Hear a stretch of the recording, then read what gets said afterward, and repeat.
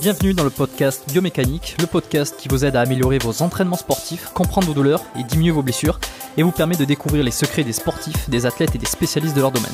On y parle de sport, de performance, de blessures, de thérapie et aujourd'hui particulièrement de santé. Je m'appelle Jérôme Cazerolle, je suis ostéopathe à Montréal, au Canada, et mon invité du jour est Pascal Borel, dont sa vidéo intitulée Coronavirus, danger immédiat et futur a véritablement explosé sur sa chaîne YouTube. Elle a été partagée massivement en quelques jours et est rapidement devenue virale. Pascal, il n'est ni médecin, ni épidémiologiste, mais il possède des connaissances et des réflexions que je trouvais pertinentes de mettre en lumière à travers ce podcast. Il va nous expliquer quel était l'objectif de cette vidéo. On va bien sûr parler des dangers directs et indirects liés au coronavirus sur notre santé et pourquoi il est primordial de respecter la période de confinement d'un point de vue sanitaire et économique. Dans un deuxième temps, après avoir discuté de tous ces sujets autour de l'épidémie et de ses conséquences, on a abordé les solutions à mettre en place de suite pour éviter la contamination, les gestes importants à effectuer, comment renforcer votre système immunitaire pour mieux lutter contre les infections, et bien d'autres sujets qui peuvent remettre en cause vos croyances profondes et bouleverser votre façon de penser.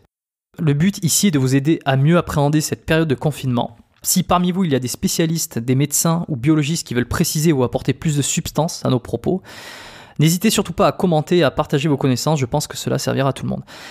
Vous l'avez compris, un épisode un peu spécial donc sur des sujets que je n'ai pas l'habitude de traiter. L'épisode est long, je crois même que c'est un record sur le podcast, mais je vous garantis que vous allez apprendre beaucoup de choses. Je vous suggère d'écouter notre conversation jusqu'à la fin. Vous pouvez l'écouter en plusieurs fois et je rappelle que le podcast est disponible sur Spotify, iTunes et toutes les plateformes de podcast. Vous pouvez donc l'écouter pendant que vous faites la cuisine, pendant votre séance de sport ou lorsque vous sortez le chien. Si vous n'êtes pas encore inscrit à la lettre Biomécanique, cliquez sur le premier lien qui est en description pour rejoindre la lettre. Elle est gratuite et elle vous permettra de recevoir chaque sortie d'épisode du podcast mes meilleurs conseils, réflexions et découvertes du moment, notamment autour de la santé, du sport et de la nutrition. Sans plus de transition, je vous laisse écouter ma conversation avec Pascal Borel et quant à nous, on se retrouve en fin d'épisode. Bon, alors avant de démarrer dans le vif du sujet, oui. Sur cette histoire de coronavirus, j'aimerais d'abord, je vous aurais présenté évidemment dans l'introduction de l'épisode, mais est-ce que vous pouvez parler un peu de votre parcours qui est en lien avec les sciences et la biologie pour déjà remettre dans ce contexte ? Voilà. Tout à fait. Ben, écoutez, très volontiers, Jérôme. Je suis né dans un environnement médical, si je peux l'appeler de cette façon, dans le sens que ma grand-mère était médecin dentiste, mon père est médecin, il est professeur privat-docent à l'université de médecine de Lausanne, il a été directeur du laboratoire universitaire de Genève pendant des années, bref. Mon oncle, leur oncle, une de mes sœurs, mes nièces sont aux études à l'heure actuelle. Une de mes nièces est aux études dans la médecine. Bref, c'est un peu une tradition. Donc, ça veut dire que quand vous êtes élevé dans une tradition médicale, il est bien clair que vous y êtes exposé.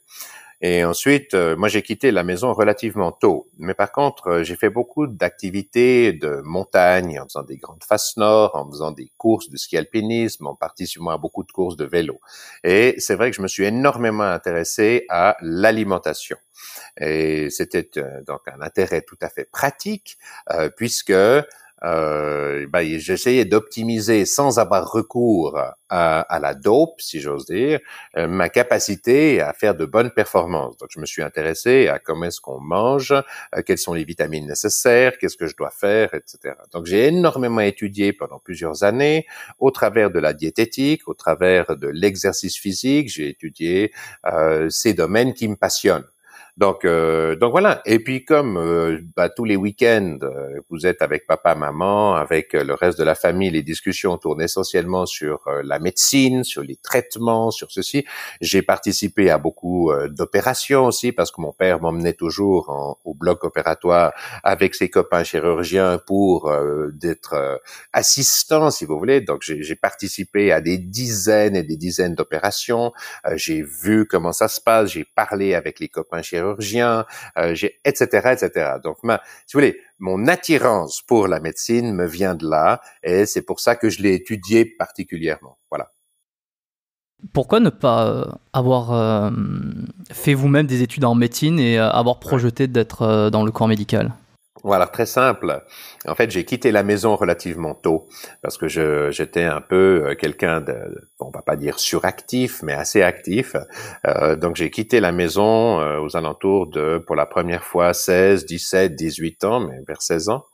J'ai travaillé évidemment sur les chantiers parce que quand on quitte l'école, le cursus classique, ben, très vite on est là.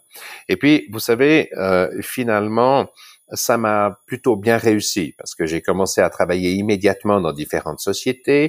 J'ai travaillé d'abord dans le domaine de l'électronique, j'ai travaillé dans le domaine de la programmation de computers qui géraient des systèmes électroniques, qui géraient des systèmes de puissance. Ensuite, j'ai travaillé dans le domaine, j'ai rencontré des gens qui faisaient de l'import-export d'ananas. Et puis, en l'espace de quelques mois, je suis devenu le fer de lance de la distribution de à peu près, on va dire, 40 à 50% des tonnages d'ananas européens. Donc, ça se chiffre en dizaines de milliers de tonnes. Je vendais pas des ananas au marché. Non, je gérais la production en Côte d'Ivoire, dans différents endroits. C'est comme ça que j'ai beaucoup travaillé en Afrique. Ensuite, je gérais la distribution de ces ananas ici en Europe en répartissant d'une façon stratégique les différentes quantités entre la France, l'Angleterre, l'Allemagne, l'Italie, etc. pour essayer de pouvoir rétribuer les producteurs du mieux que je le pouvais. Et ensuite, j'ai rencontré des gens qui travaillaient dans le domaine financier. Ça s'est enchaîné de soi-même. Donc, ça veut dire qu'à l'âge de 24 ou 25 ans, j'ai rencontré par l'intermédiaire d'amis qui m'ont dit, Pascal, il faut que tu deviennes administrateur d'une de nos sociétés. Et puis, j'ai dit, ah bon, pourquoi? Parce que moi, je faisais des centaines de millions de chiffres d'affaires avec mes ananas. Donc, il me parlait d'une petite société qui faisait quelques centaines de mille de chiffres d'affaires par année. J'ai accepté d'être administrateur et il s'est trouvé que c'était le pied à l'étrier pour démarrer dans le domaine financier. Et j'ai commencé à créer des systèmes d'analyse assez rapidement sur la performance, non pas des marchés, mais des gestionnaires de fortune et des gestionnaires de fonds dans les marchés financiers. Donc, je travaillais, qu'est-ce qu'on va dire? Je dirais qu'en 5 ans, j'ai eu à moi peut-être 4 ou 5 week-ends. Je ne fais que travailler, faire du sport, et ça s'arrêtait là. Donc, c'est comme ça qu'en fait, ma formation, si vous voulez, les choses se sont enchaînées de façon quasi automatique. J'ai même pas essayé. Il n'y avait pas d'objectif véritable, si ce n'est que d'utiliser mon temps au mieux pour pouvoir apprendre le plus possible et en bénéficier le mieux possible compte tenu de l'environnement social et économique qui était le mien. Tout simple, quoi. Ouais. Non, je vois que vous avez une expérience assez large, enfin pas mal d'expériences professionnelles. Moi, ça me permet de rebondir parce que votre première vidéo qui a fait un énorme buzz, je crois qu'à l'heure actuelle où on enregistre cet épisode, doit être à peu près à peut-être 2 millions de vues, quelque chose comme ça, qui parle du coronavirus. On arrive à 2 millions de vues, je crois, oui. Oui. Voilà, c'est ça. Une des premières objections qu'il y a, en tout cas dans les commentaires ou dans ce qu'on peut vous reprocher, c'est votre non-expérience professionnelle dans le milieu médical, en fait. Et moi, c'est pas tant que ça que j'ai envie d'aller creuser, c'est plutôt, j'ai envie de vous demander pourquoi on devrait se fier à vos conseils que vous donnez dans cette vidéo pour quelqu'un qui n'a pas le recul nécessaire peut-être sur de la biologie et sur des sciences, sur la science du corps. Oui, je comprends bien votre question. Écoutez, la première chose que je vais dire, c'est pourquoi est-ce que j'ai fait ces vidéos. Cette vidéo. Il est venu un moment dans le cadre de la quarantaine, moi ça fait déjà plus de 6 semaines, bientôt 7 semaines que j'ai mis toute ma famille en quarantaine, me rendant bien compte du caractère ultra contagieux de la maladie. J'y étais exposé parce que j'étais en Asie au début de l'année, en particulier dans la deuxième quinzaine de janvier. Donc j'ai mis ma famille en quarantaine. Et je passais mon temps au téléphone avec soit des gestionnaires de fortune, soit des directeurs, des Chief Investment Officer de grandes banques qui m'appellent parce que eux connaissent bien le domaine financier, ils connaissent un peu moins bien les liens que ce domaine financier entretient avec le contexte sanitaire, biologique et autres. Donc, je passais ma vie au téléphone. Or, j'ai 2 enfants, je fais l'école à la maison, le homeschooling, j'ai un chien, une femme, il faut que je m'occupe de ce qui se passe ici en interne. Et je me suis dit, bon, ben voilà, je fais vite un site que j'appelle n'importe comment, entre guillemets, je fais quelques vidéos et ça m'évite de devoir passer en one-to-one, répéter la même chose en one-to-one à toutes les personnes qui m'appellent. Bon, je n'aurais jamais pu anticiper que ça ferait le buzz, comme vous dites, à ce point-là que j'aurais 1 million, puis 2 millions bientôt d'auditeurs qui auraient été consulter ma vidéo. Jamais j'ai pensé à un truc comme ça. Il y a même pas de logo, j'ai aucune idée de comment est-ce qu'on utilise YouTube pour faire une vidéo qui soit un peu décente. Je ne coupe rien, c'est du brut de fonderie. Je m'assois dans mon canapé, j'ai le tabouret de mon piano devant moi, j'y pose une petite caméra et je livre brut de fonderie ce qui se passe. Évidemment, quand j'ai vu que ça commençait à augmenter, j'ai fait d'autres vidéos parce que les gens me reviennent avec des questions. Et puis, je vais commencer à m'attacher plus spécifiquement aux aspects plus économiques et politiques de la chose. Maintenant, qu'est-ce qui justifie que je me sois exprimé au niveau des caractères biologiques? C'est parce que tout simplement, vous avez une tonne d'informations qui sont dans le marché disponibles, mais qui aujourd'hui ne sont pas disponibles au plus grand nombre. Et c'est ça qui va pas. Alors, bien entendu, j'ai encore un médecin qui hier soir m'appelle et qui me dit: Monsieur Borel, c'est extraordinaire ce que vous faites, même s'il y a quelques petites erreurs ici et là, des erreurs techniques, vous permettez aux gens de prendre conscience du danger auquel on est exposé en ce moment. Donc, rien que par principe de précaution, même si vous avez tort dans certaines partie de votre exposé, eh bien, tant mieux. À titre personnel, c'est ce que je souhaite. Mais quand je parle à des médecins puis que je leur parle de la crise de cytokine due au coronavirus, ils me disent: mais Pascal, arrête de me parler de ça. J'ai 15 patients qui ont eu ce genre de choses. Je sais de quoi on parle. Merci beaucoup. Ils se moquent presque de moi parce que je reviens sur quelque chose qui paraît être évident et qui est dans le marché. D'autre part, je parle à des journalistes, encore pas plus tard que hier soir, et on parle de ces récepteurs secondaires.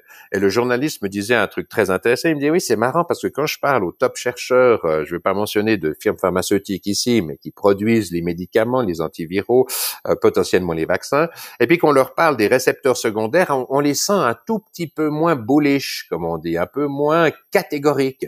Ils se disent: ah oui, attention, il faut faire un peu attention. Si je prends l'exemple de la grippe de 1918, c'est pas la première phase de la pandémie qui a tué le plus de monde. Non, c'est la deuxième, avec des dizaines de millions de personnes qui sont décédées. Donc, moi, ce que j'essaie, c'est de prendre des faits qui sont dans le marché et de les exposer au plus grand nombre pour que, par principe de précaution, ils puissent faire juste et que, si j'ai tort, tant mieux, ça aura pas coûté grand-chose, mais si par malheur j'ai raison, eh bien, les gens qui rassurent les populations en leur disant: ah non, mais c'est rien, ne mettez pas de masque, faites comme vous voulez, etc., ces gens-là, ils seront responsables de manslaughter, d'homicide par négligence. Et c'est inacceptable. Aujourd'hui, les politiques, ils n'ont pas le rôle de rassurer uniquement les populations pour préserver nos économies. Non, le premier rôle du politique, c'est de servir, j'allais dire, de pilier solide à des gens qui sont désemparés. C'est de dire: mon Dieu, il y a une épidémie, ça touche nos économies, on doit se mettre en quarantaine, on peut plus travailler, etc., etc. Qu'est-ce qu'on doit faire? Et c'est ça le point de la situation, c'est d'aider les gens à faire juste, quitte à ce qu'ils en fassent un peu trop pendant une période très courte de leur existence. Ça ne modifiera pas leur qualité de vie sur le long terme, mais si ça les protège, mon Dieu, tant mieux. Et c'est ça l'objectif. Ouais, l'idée, elle est là. Au-delà de certaines peut-être imprécisions, c'est vraiment le message à faire passer, à délivrer au monde. Oui, complètement.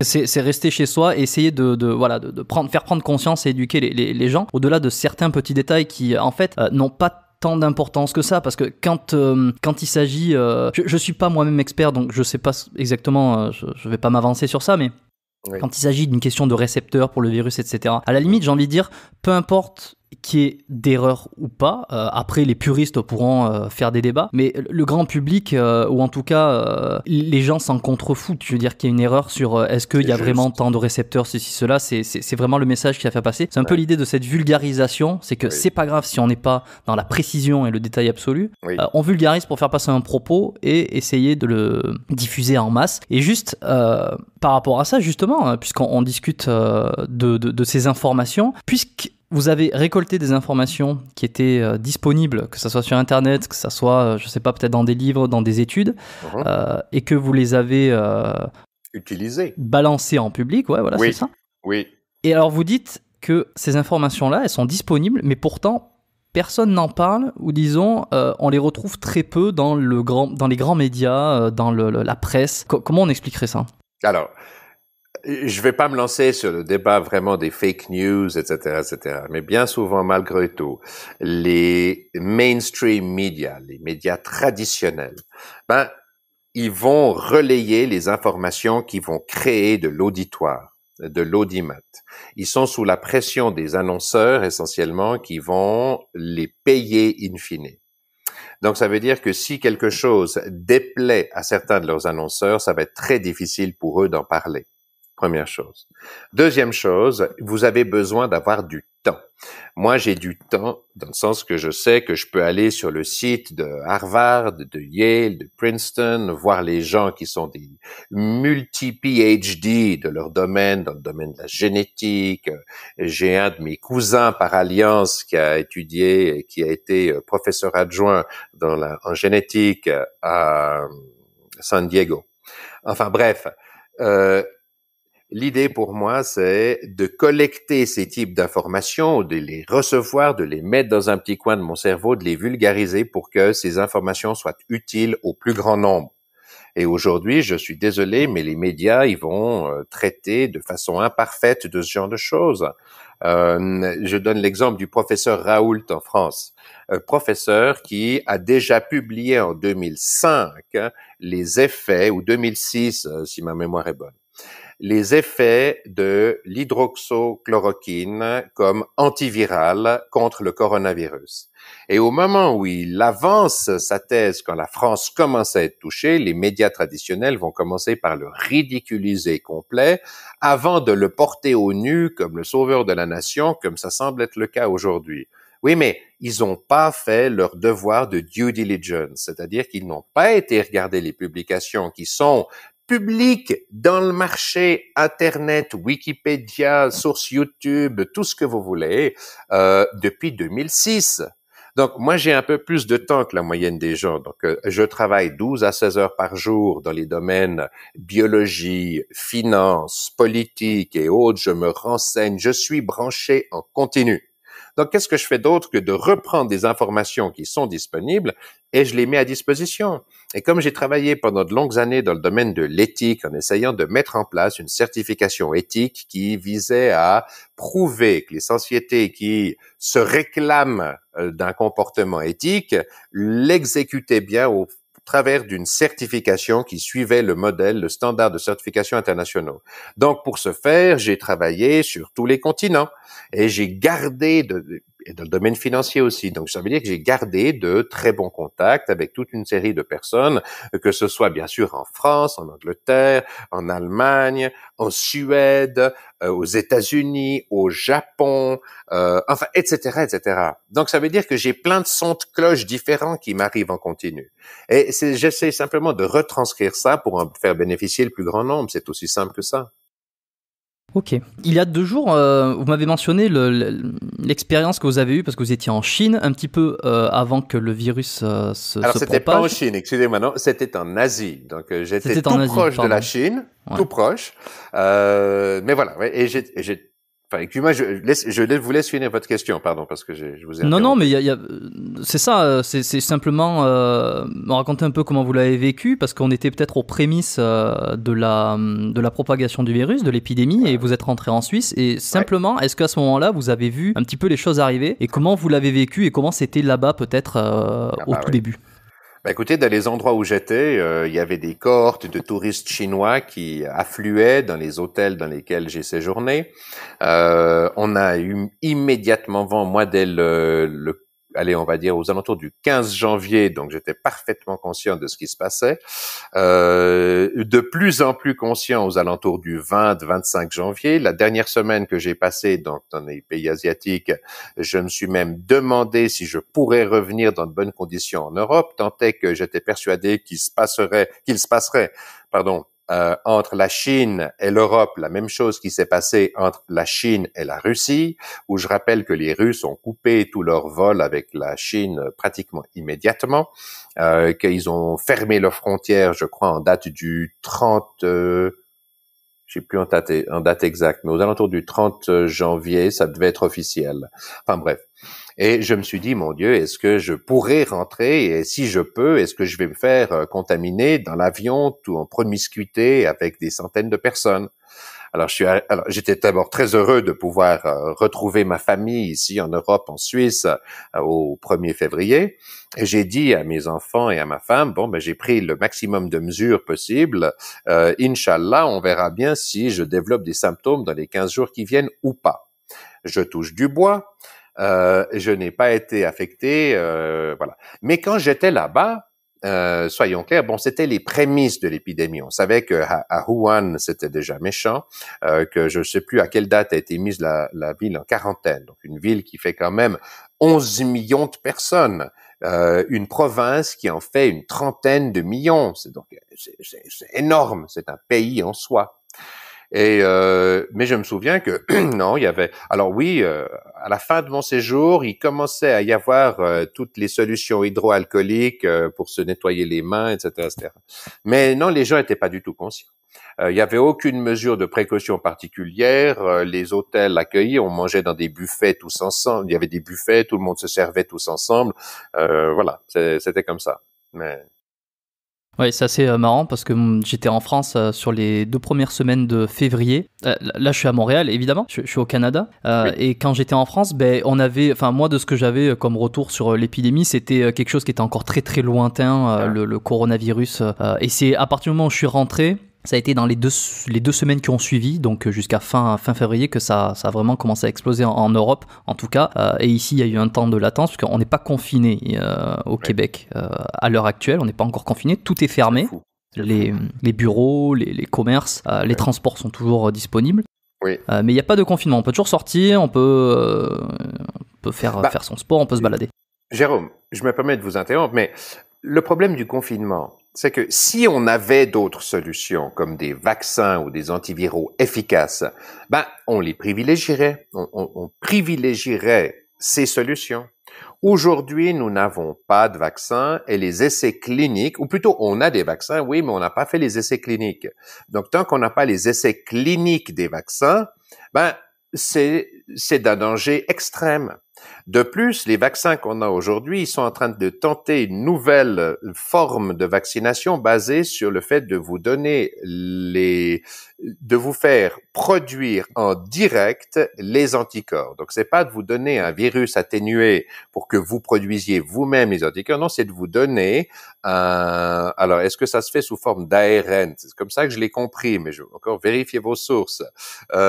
Pour vous faire produire ces anticorps en direct. Donc, les macrophages, entre autres, qui vont venir attraper le virus et l'éliminer. Il faut bien comprendre une chose, c'est que d'abord, c'est une nouvelle forme, une nouvelle voie de la vaccination qui n'a jamais été testée dans l'histoire de la médecine jusqu'ici. Alors, c'est le futur, probablement, mais ça n'a pas encore été utilisé. 2, la vaccination du SARS, il y a quelques années, a tué pratiquement 100% des personnes vaccinées qui ont été réexposées à une charge virale. Donc, vous vous imaginez bien que c'est un risque sanitaire qui est monstrueux. Donc, sans des essais cliniques complets, vous prenez un risque qui est tel que, de toute façon, vous n'aurez pas le vaccin avant minimum 12 mois à dater d'aujourd'hui. Ou sinon, vous prenez un risque sanitaire qui est plus dangereux que celui que nous fait courir le virus à l'heure actuelle. Donc, dans les circonstances d'aujourd'hui, si vous voulez donner une réponse rapide à réussir à l'arrêt de la maladie le plus vite possible, ben, vous avez 2 solutions. Vous avez la quarantaine stricte ou le modèle qui a été suivi par la Corée du Sud ou par Singapour et Taïwan. Mais le truc, c'est que dans ces pays, comme ils ont déjà été exposés à des pandémies comme celle que nous vivons, nous, pour la première fois, il faut quand même le dire, depuis 1918, donc depuis plus d'un siècle, eh bien, ils l'ont dans leur gène, entre guillemets. Donc, ils savent comment se comporter, ils savent mettre un masque immédiatement, ils savent comment se nettoyer les mains, comment avoir toutes les mesures d'hygiène les plus basiques en place du jour au lendemain, puisqu'ils ont déjà ça dans leur culture et leur éducation. Donc, si vous le faites comme ça, Il n'y a pas de problème. La Corée du Sud a diminué ses activités économiques, mais elle continue à fonctionner. Mais elle a aussi imposé à toute sa population qui veut pouvoir se déplacer une traçabilité à travers des applications qu'ils ont tous sur leur téléphone portable et qui leur permet, un, de savoir où sont les gens, deux, qui a été exposé, et trois, parmi les gens exposés, quelles sont les autres personnes qui ont été en contact avec eux. Donc, ça veut dire qu'ils ont une traçabilité totale tout le temps. C'est une forme d'abandon des libertés. OK, c'est transitoire, c'est passager, mais on accepte ça. Et vu la résilience de nos amis asiatiques, ils ont beaucoup plus de facilité à mettre ça en place que nous, de nos populations occidentales. Quand je vois votre ministre de la Santé qui vient préconiser qu'il n'y a pas besoin de mettre de masque, parce que quand on a un masque, on se touche la bouche et le nez beaucoup plus souvent. Alors que c'est exactement l'inverse. Dès que vous mettez un masque, même si vous avez la sensation d'être ridicule, il y a une chose qui est claire, c'est que chaque fois que vous avez la bouche qui vous gratte ou le nez qui picote, que vous amenez la main, ah non, merci, je ne me touche pas. Alors même que si vous touchez le côté de votre visage parce que et puis que vous avez des virus sur la main parce que vous avez touché une poignée de porte qui était contaminée, par exemple, il n'y a pas de problème. Vous ne risquez rien. Si vous faites comme ça, il n'y a pas de problème. Le virus n'entrera pas. Point. Par contre, si vous touchez une muqueuse ou que vous respirez le virus sous forme d'aérosol, là, vous serez touché.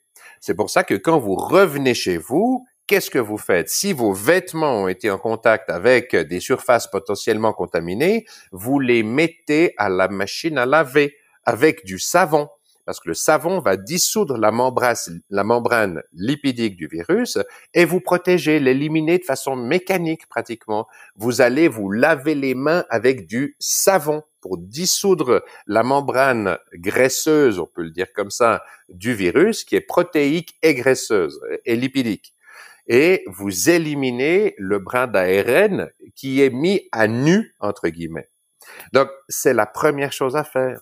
Maintenant, si on n'arrive pas à mettre toutes ces méthodes de distanciation sociale, de précaution, d'hygiène, on va tout simplement dire, en place parmi les populations, vous vous retranchez derrière la quarantaine.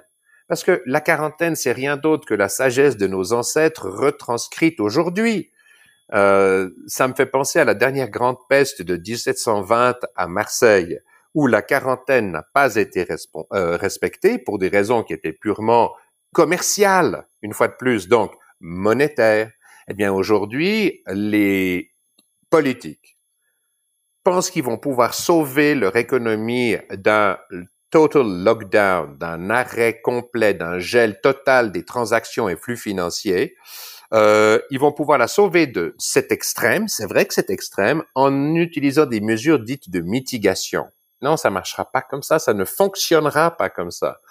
Parce que premièrement, ils n'ont plus la capacité de savoir pendant combien de temps est-ce qu'ils vont être exposés à ça, première chose.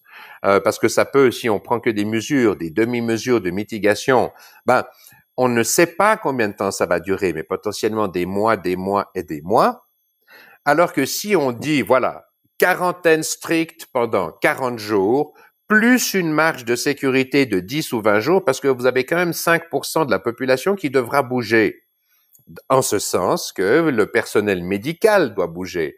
L'approvisionnement en eau et en électricité doit pouvoir continuer, parce que sinon les gens ne peuvent pas vivre. Donc, ça veut dire que vous avez quelques pourcents de la population qui doivent être mobiles. Donc, vous aurez des petits foyers qui vont continuer à être actifs. Oui, mais le reste du temps, voilà. Vous savez que après, disons 60 jours, donc 2 mois au plus, vous aurez la quasi-certitude que le virus n'a plus de porteur sain. Et si c'est le cas, le virus, il va s'évanouir dans la nature comme il est arrivé.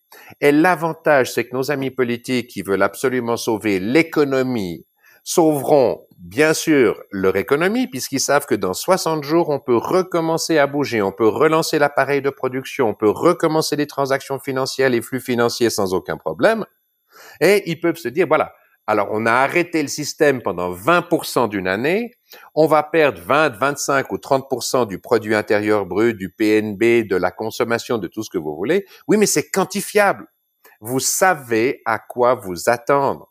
Donc, non seulement vous sauvez les gens, mais en plus, vous sauvez vos économies. Parce que je vous laisse imaginer que si ce que l'on observe aux États-Unis, en Italie, en Espagne, en France, se prolonge pendant des mois et des mois et des mois, nos économies, qui sont déjà quasi à genoux en ce moment, mais seront enterrées une fois pour toutes.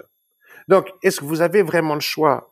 Ben, aujourd'hui, non. Non seulement la quarantaine et la distanciation sociale est à peu près la seule chose qu'on puisse utiliser. Quand on aura, grâce à la biologie moléculaire, notre compréhension des séquences d'ARN, du fonctionnement du virus, des molécules qui sont à l'œuvre, quand on aura le vaccin, ben, à la bonne heure, on est du bon côté de la barrière. Mais pour l'instant, est-ce qu'on a le choix? Il me semble pas. Voilà. Et pour ceux qui ont cette idée de se dire que le coronavirus, actuellement n'est pas mortel pour la très très grande majorité des gens. Pour ceux qui pensent que au pire c'est pas si grave, on peut attraper 2-3 symptômes ou alors on va pas en mourir, etc. Et que c'est pas la peine de se mettre en quarantaine, qu'on peut continuer quand même à faire quelques petites activités. Et que même on peut être porteur sans aucun symptôme. Donc en gros, c'est que c'est pas si grave du tout. Sans vouloir être alarmiste, être complètement dans le faire peur, quel serait le risque, par exemple, si les gens ne respectent pas la quarantaine, que au-delà en fait d'une économie qui stagne, ça serait quoi le risque sanitaire, ou jusqu'où on pourrait aller en fait? Oui.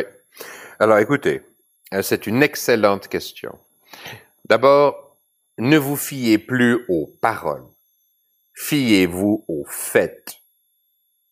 Les gens qui vous disent que c'est pas si grave, est-ce qu'ils vont pouvoir vous expliquer, posez-leur la question, comment se fait-il qu'une maladie qui est pas si grave mette en quarantaine la moitié de la population de la planète? Donc plusieurs milliards de personnes aujourd'hui. Est-ce que c'est pour la beauté du geste? C'est pour la beauté de se tirer une balle dans le pied parce que ça nous amuse? Donc, faites confiance aux faits. Ne faites pas confiance aux paroles. Et encore moins aux interprétations. Donc, je regarde les faits. Je regarde l'Italie qui a été touchée super durement. Aujourd'hui, la courbe de mortalité par rapport aux personnes testées avoisine les 10%. Et elle n'est pas en corrélation avec le nombre de personnes qui ont été testées. Elle est en corrélation avec le nombre de personnes qui ont été accueillies dans les hôpitaux quand il y avait des places d'hôpitaux libres, disponibles, en particulier dans les départements de soins intensifs. Quand il n'y a plus de places dans les soins intensifs, quand il n'y a plus de lits dans les hôpitaux, comme c'est le cas en Italie du Nord, qui, je me permets de vous rappeler, est quand même la partie la plus riche économiquement d'Europe, avec une médecine qui est au top. Je parle pas de l'Italie du Sud, je parle de la Lombardie, je parle de l'Italie du Nord. C'est la partie économiquement la plus riche d'Europe, avec un des meilleurs services de santé qui soit en Europe. Et ces gens-là, dès la fin de la première semaine de la pandémie, ont été totalement débordés.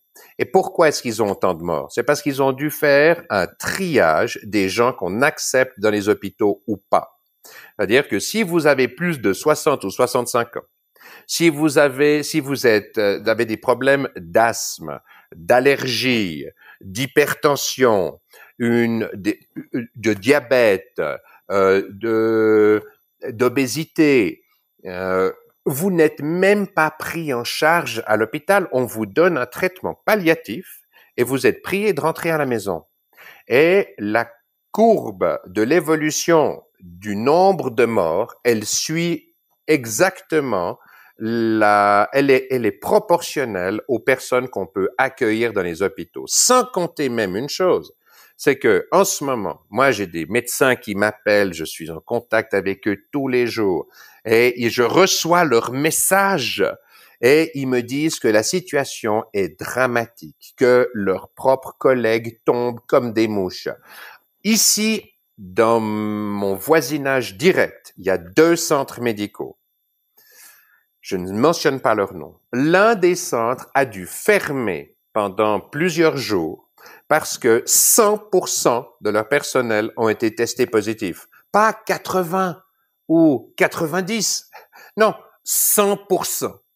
Donc, c'est une hécatombe. Alors maintenant, apparemment, ils ont rouvert. Bon, on verra comment ça va se passer. Mais, ce que je veux dire par là, c'est que vous pouvez pas faire prendre des risques pareils à tous les gens qui ont une comorbidité, des affections secondaires avec lesquelles ils peuvent très bien vivre encore 20 ans, 30 ans, fonctionner et apporter leur pierre à l'édifice dans l'économie, mais les laisser mourir parce que, tout simplement, ils n'ont pas eu de soins. Parce que les gens plus jeunes, qui c'est vrai, sont moins touchés, se sont dégagés de la responsabilité. Il y a même des gens qui disent, mais finalement, c'est très bien parce qu'au niveau du paiement de l'AVS, de l'assurance vieillesse, ça va nous alléger la facture parce que toutes les personnes de plus de 70, 80 ans vont y passer. Oui, mais on peut pas raisonner comme ça. Ce sont nos parents, c'est eux qui ont travaillé pour nous léguer l'économie dans laquelle on est aujourd'hui. Est-ce qu'on leur doit pas un tout petit peu plus de respect? Est-ce qu'on doit pas un peu de respect aussi au personnel soignant qui tous les matins se lèvent, mettent leur combinaison de protection quand ils en ont et quand les États ont prévu qu'une chose comme ça pouvait arriver? C'était le cas dans les pays asiatiques, ça allait beaucoup moins en Occident.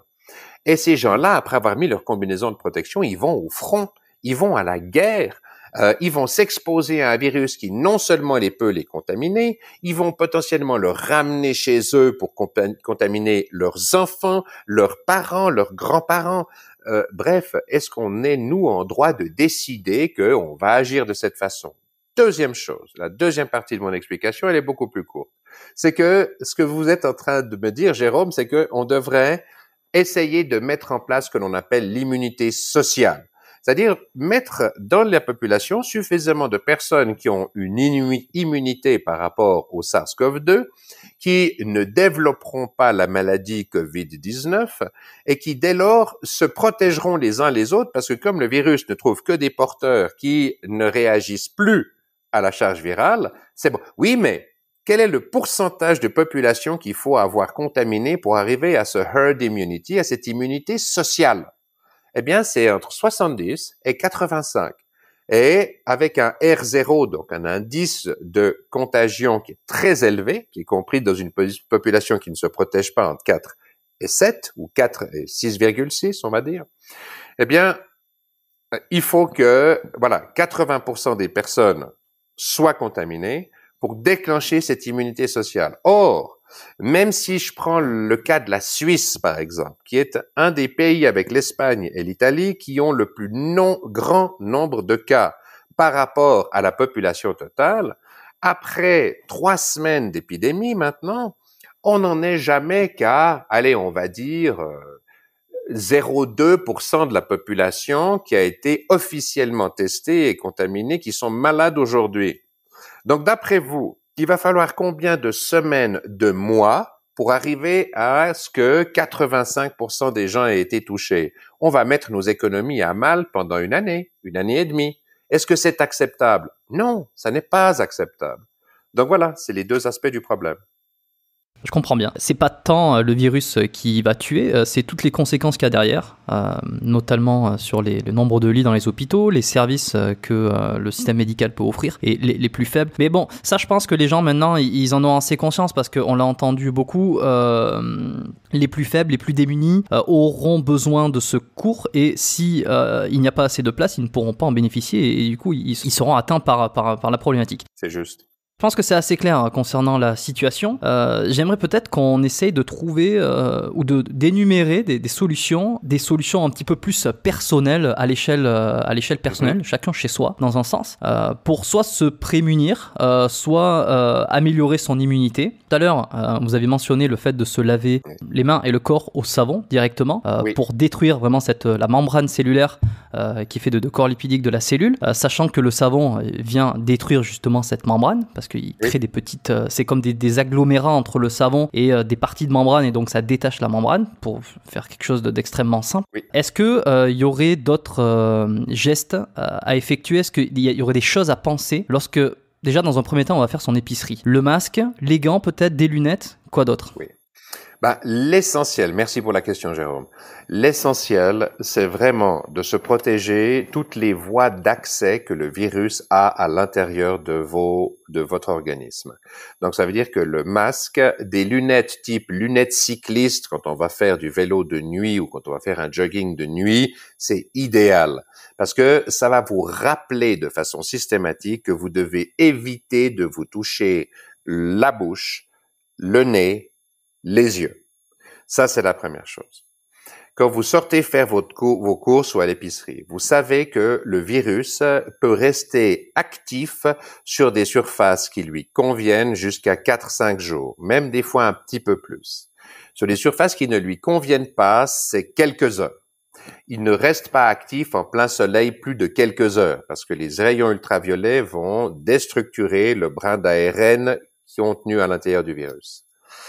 Donc, ça veut dire que quand vous allez faire des courses, vous allez essayer de mettre vos courses, vos commissions, j'allais presque dire en quarantaine pendant quelques heures ou même 2-3 jours. Donc, ça veut dire que si vous avez besoin d'une denrée dans la précipitation, vous n'allez pas pouvoir faire autre chose que de l'utiliser rapidement. Essayez de la passer, de laver, même pourquoi pas avec du savon en rinçant bien, c'est parfait. Maintenant, la problématique est la suivante. Si vous arrivez avec vos paniers de commission, de courses, que vous les entreposez à l'extérieur, à l'entrée, à la cave, au grenier, ou où vous voulez, mais que personne ne les touche pendant minimum 3 à 5 jours, vous êtes sûr à 99% que les virus, même s'il y en avait sur les paquets ou sur les anses des paniers, vous n'en avez plus, ils sont plus là, c'est bon. Donc, la première chose, c'est donc de mettre en quarantaine, entre guillemets, ce que vous ramenez de l'extérieur. Au niveau des chaussures, par exemple, il serait mieux d'utiliser tout le jour la même paire de chaussures que vous laissez sur votre passe-porte si vous le pouvez, à l'extérieur du havre de paix que doit devenir votre habitation, votre appartement, votre maison, votre lieu de vie. Donc, vous laissez, si possible, les chaussures à l'extérieur. Quand vous êtes à l'intérieur, si vos vêtements ont été en contact avec des surfaces potentiellement contaminées. Vous êtes dans un supermarché, à l'épicerie, dans une pharmacie, dans une droguerie, vous allez nettoyer ces habits qui ont été en contact avec des surfaces, quelles qu'elles soient, dans les transports publics ou autres. Donc, vous allez enlever le pantalon, enlever la chemise, mettre ça au sale et le nettoyer avec du savon. Pas besoin de le nettoyer chaud à 80 degrés. Non. Le nettoyer avec du savon. Et si vous avez des longs cheveux, par exemple, c'est comme le virus peut se transporter par aérosol. Vous allez dans la douche et vous nettoyez les cheveux, la tête, tout avec du savon pendant 30 secondes pour être sûr d'avoir bien dissous le sébum et surtout, en particulier, les membranes des virus qui sont encore une fois qui sont formées de graisse et qui sont sensibles au savon, comme toutes les graisses qui deviennent miscibles dans l'eau au moment où on les mélange à du savon.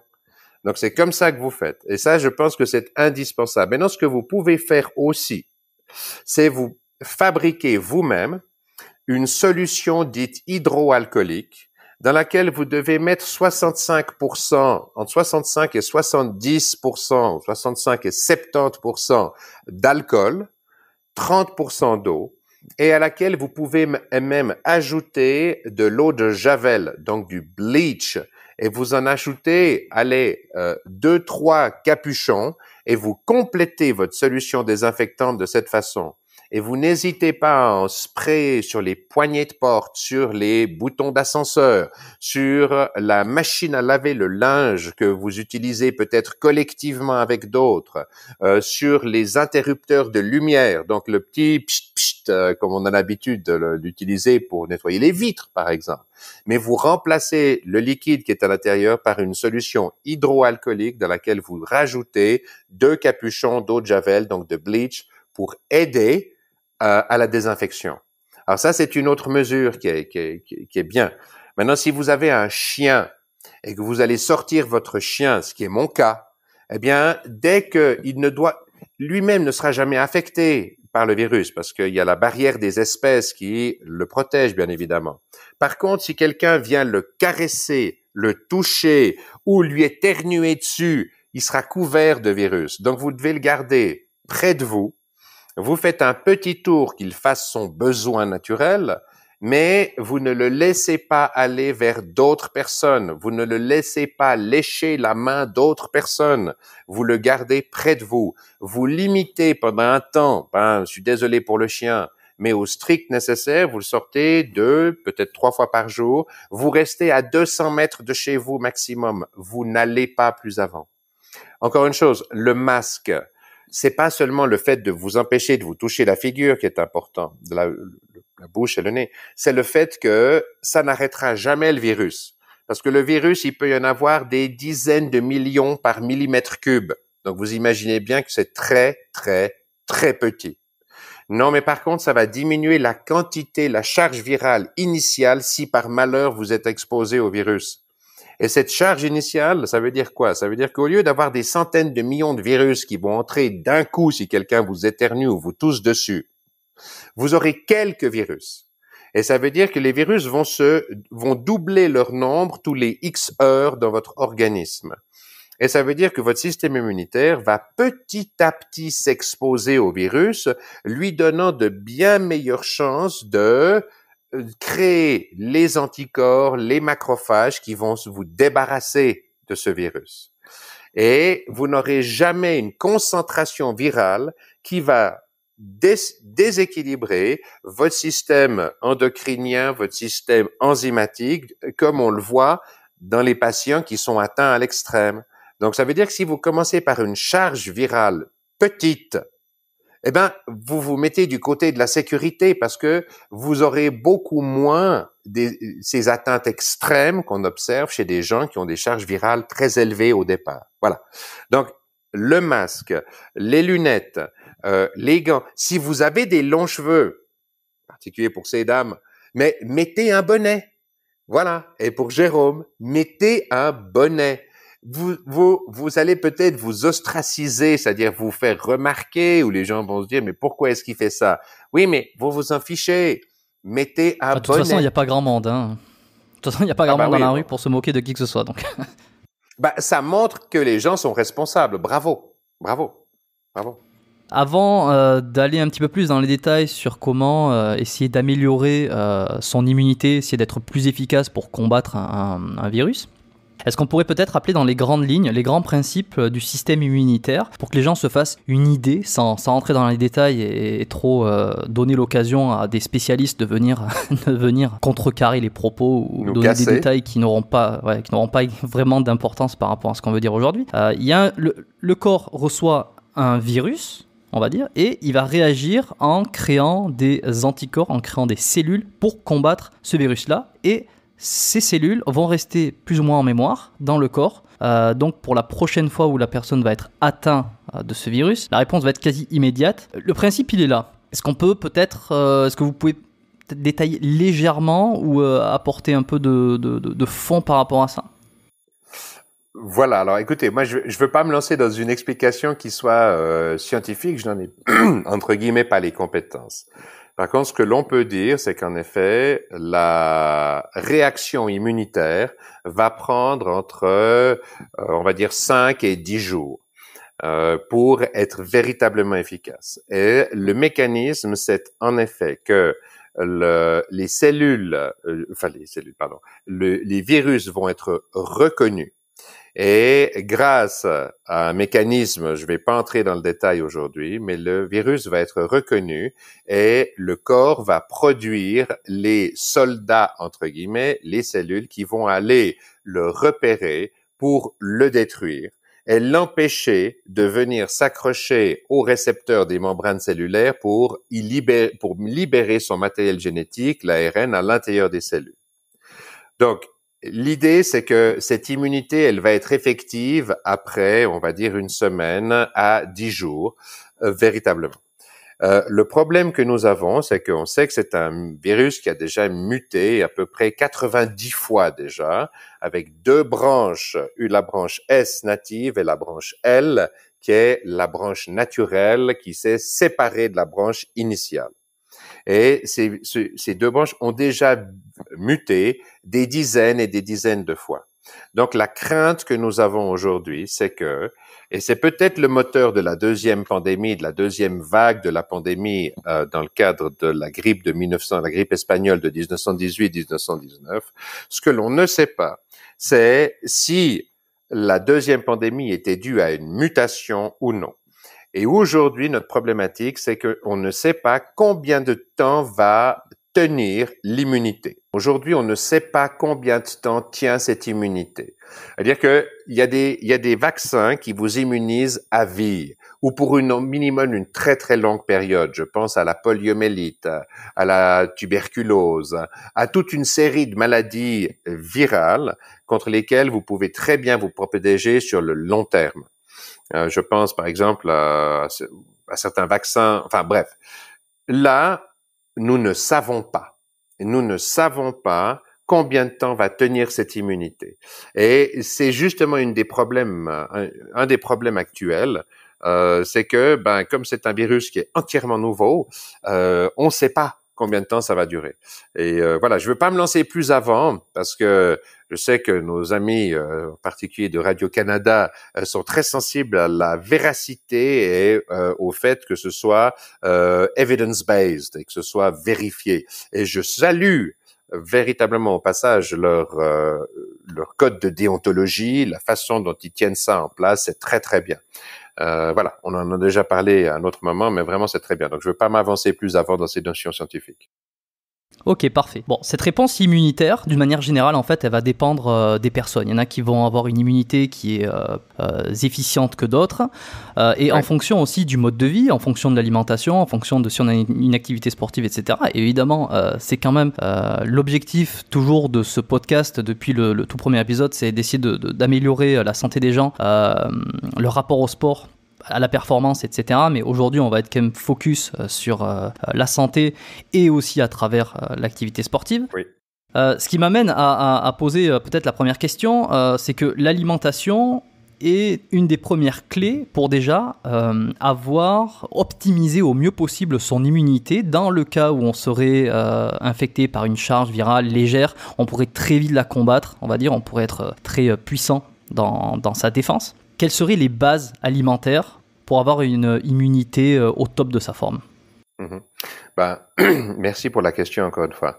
C'est une des choses qui me tient le plus à cœur, je dois bien avouer, dans le cadre, je dirais, de la santé en général. C'est comment optimiser la santé. C'est comme ça que j'ai le plus étudié, en fait, la biologie à titre personnel. La première chose que je dirais, c'est que il faut limiter la quantité de sucre.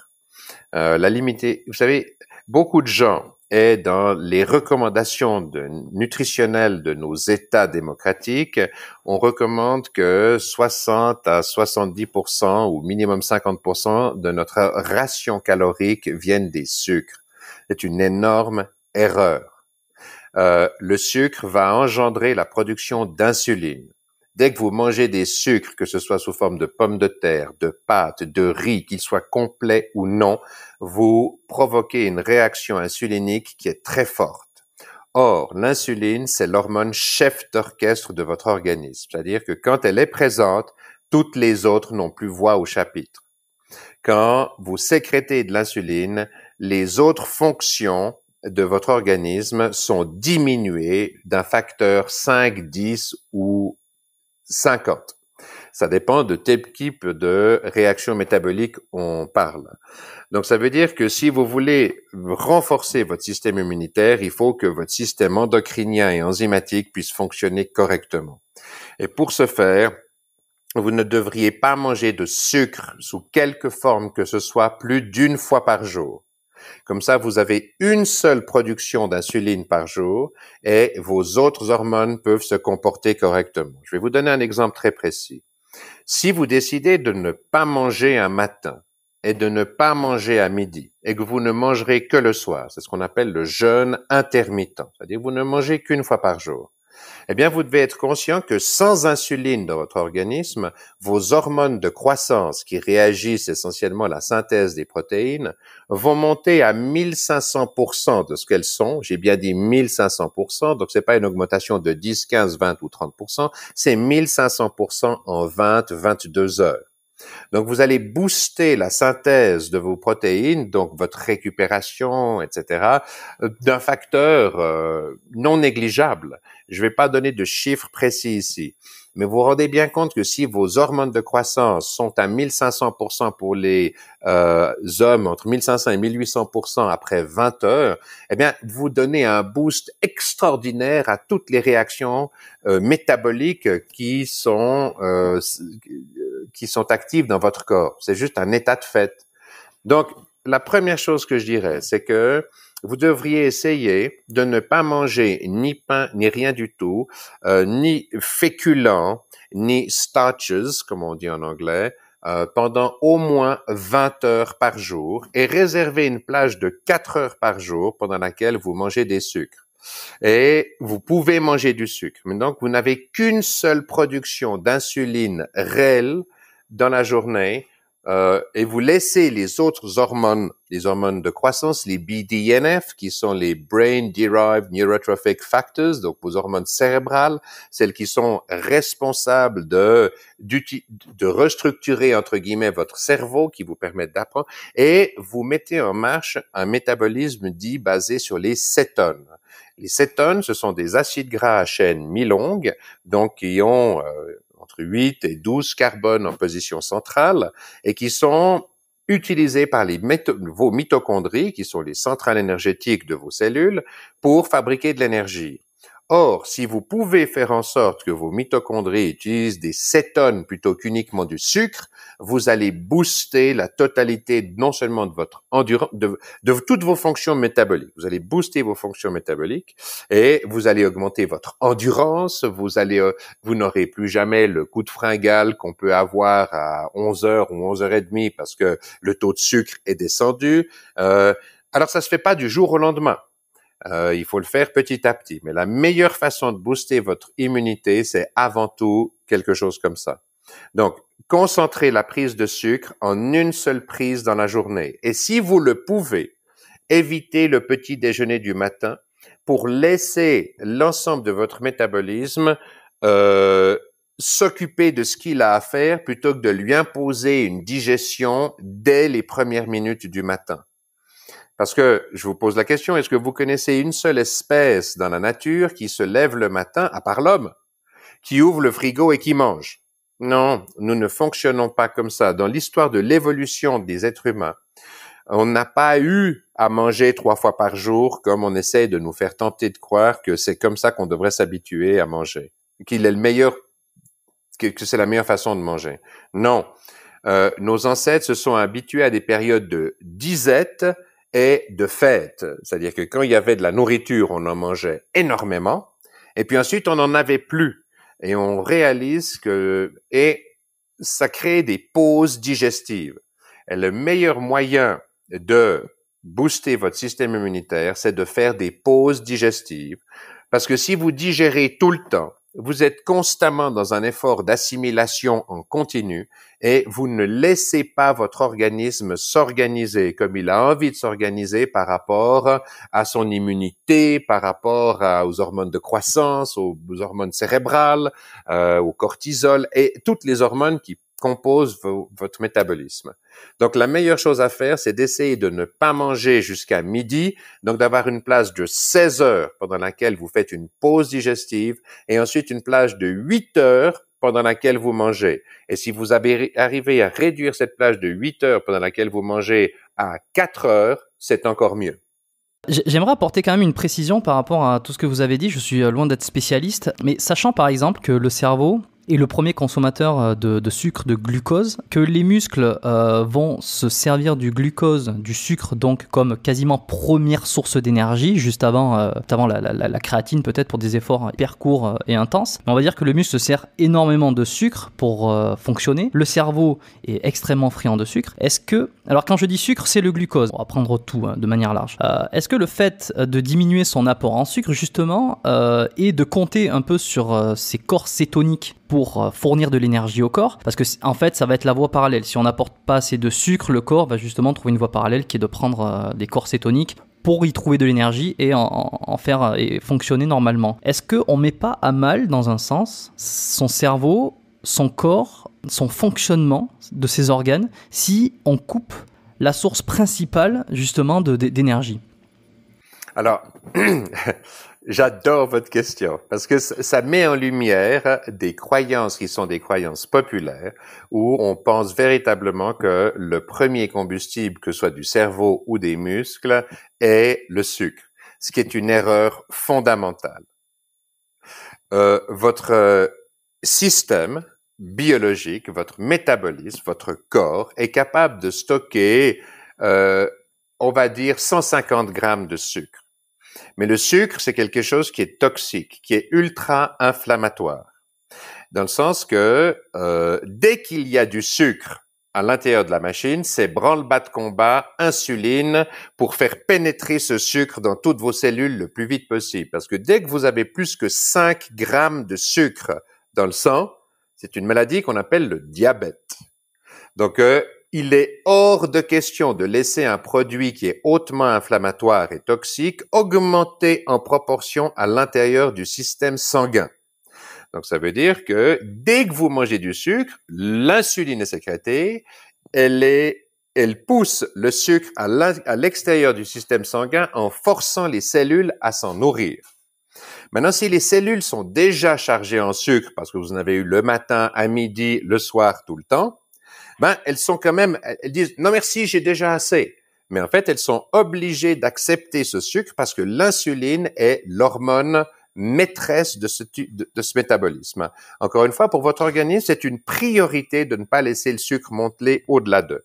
Et quand ces cellules vont recevoir cette extra dose de sucre, elles vont, par toute une série de processus enzymatiques, le transformer en acide palmitique et en acide stéarique, qui sont des acides gras à chaîne très longues, qui est la seule façon dont votre organisme va stocker l'énergie. La seule. Si le sucre était le carburant principal, vous pensez bien que nos organismes auraient appris à le stocker de façon plus efficace. Aujourd'hui, un coureur cycliste qui ne mange pas, qui est habitué au sucre uniquement, à partir du moment où il fait un effort violent, dans 2 heures, il sera en hypoglycémie au plus et il pourra pas poursuivre son effort. Et alors que il a du gras à disposition, mais il n'arrivera pas à faire ce qu'on appelle la néoglucogénèse suffisamment rapidement pour produire le sucre nécessaire à la poursuite de son effort. Or, vos mitochondries, qui encore une fois sont les centrales énergétiques, et bien sûr, elles adorent le sucre. Oui, mais fondamentalement chez l'être humain, elles sont faites pour utiliser des cétones, des corps cétoniques. Votre cerveau, exactement la même chose. Le cerveau fonctionne beaucoup mieux en termes de ses neurotransmetteurs, des processus cérébraux, s'il a comme énergie 85% de cétones et 15% de sucre. Dès que vous allez au-delà de 15-20% de sucre dans le cerveau, il fonctionne moins bien. Les muscles, c'est la même chose. Moi-même, l'année passée, j'ai dû faire entre 14 et 16 000 kilomètres de vélo. Donc, ça veut dire que je suis un pratiquant assidu, si j'ose dire. Et le fait est que je pars le matin, je suis à jeun, je ne mange rien et j'ai mes corps cétoniques qui m'alimentent en énergie. En continu. Et je fais 100, 200 kilomètres de vélo, même comme j'habite en montagne, la dernière pente que je dois gravir fait un peu plus de 700 mètres de dénivelé, donc je peux pas me la jouer tranquille comme quand on est à plat, je suis obligé de fournir un effort.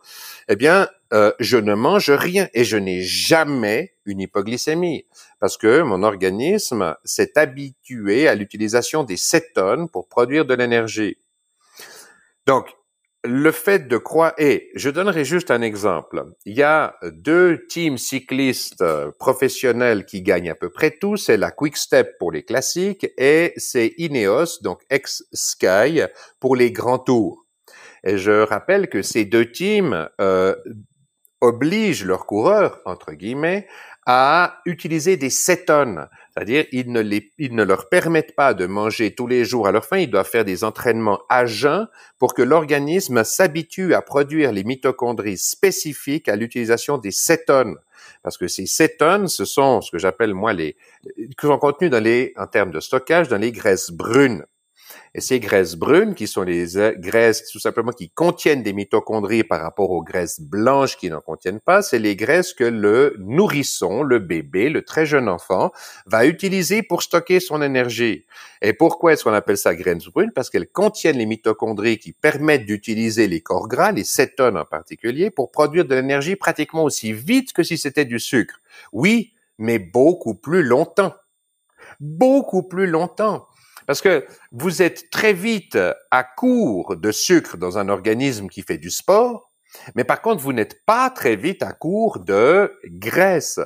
Et si l'organisme stocke la totalité de l'énergie qu'il a à disposition sous forme d'acide palmitique et stéarique, palmitique pour 20%, stéarique pour 80%, c'est parce que ce sont des corps gras ultra saturés qui sont très stables dans l'organisme. Donc, ça veut dire qu'ils ne vont pas provoquer de réaction oxydative des membranes ou autres. Non, ils sont stables. Et à partir du moment où ils sont stables, on peut les stocker pendant des années et des années sans oxyder vos membranes, radicaux libres, etc., etc. Non, non, non, non. Et c'est pour ça que l'organisme humain a choisi de stocker, quelle que soit la source de l'énergie, toute son énergie sous forme de ces 2 acides gras qui sont les plus saturés avec, je crois, 15 ou 16 ou 16 ou 17 atomes de carbone en position centrale. Donc, plus vous vous nourrissez de sucre, plus vous imposez des réactions métaboliques qui, in fine, vont arriver à de l'acide palmitique ou de l'acide stéarique, mais vous aurez imposé à votre organisme toutes les étapes enzymatiques successives pour arriver à ça. Tandis que si vous mangez du gras 3 fois par jour, eh ben, vous êtes déjà très proche. Ça peut venir des œufs, du lard, du bacon, de l'huile d'olive, d'huile de tournesol et autres. Eh ben, vous êtes déjà, en termes de ce que vous donnez à votre organisme, beaucoup plus proche de ce qu'il va utiliser, lui, pour stocker l'énergie. Donc, vous aurez beaucoup moins de réactions pour arriver in fine au produit final et vous allez économiser votre système enzymatique qui, lui, sera beaucoup plus à même de travailler pour améliorer votre immunité, pour travailler, etc., etc. Donc, la première chose à faire, c'est régime intermittent, le 16-8 ou le OMAD, O-M-A-D, One Meal a Day. Et si vous allez sur YouTube ou sur BitChute ou sur VidMe ou tous ces médias, YouTube est le plus utilisé évidemment, n'hésitez pas, vous tapez OMAD et vous regardez. Vous tapez régime jeûne intermittent, intermittent fasting. Je sais qu'au Canada, tout le monde parle français, mais tout le monde parle anglais aussi. Donc, vous aurez des centaines de vidéos qui vont arriver et vous allez adorer. Et je pense que c'est la première mesure à mettre en place pour véritablement booster votre système endocrinien, enzymatique et protéger votre immunité.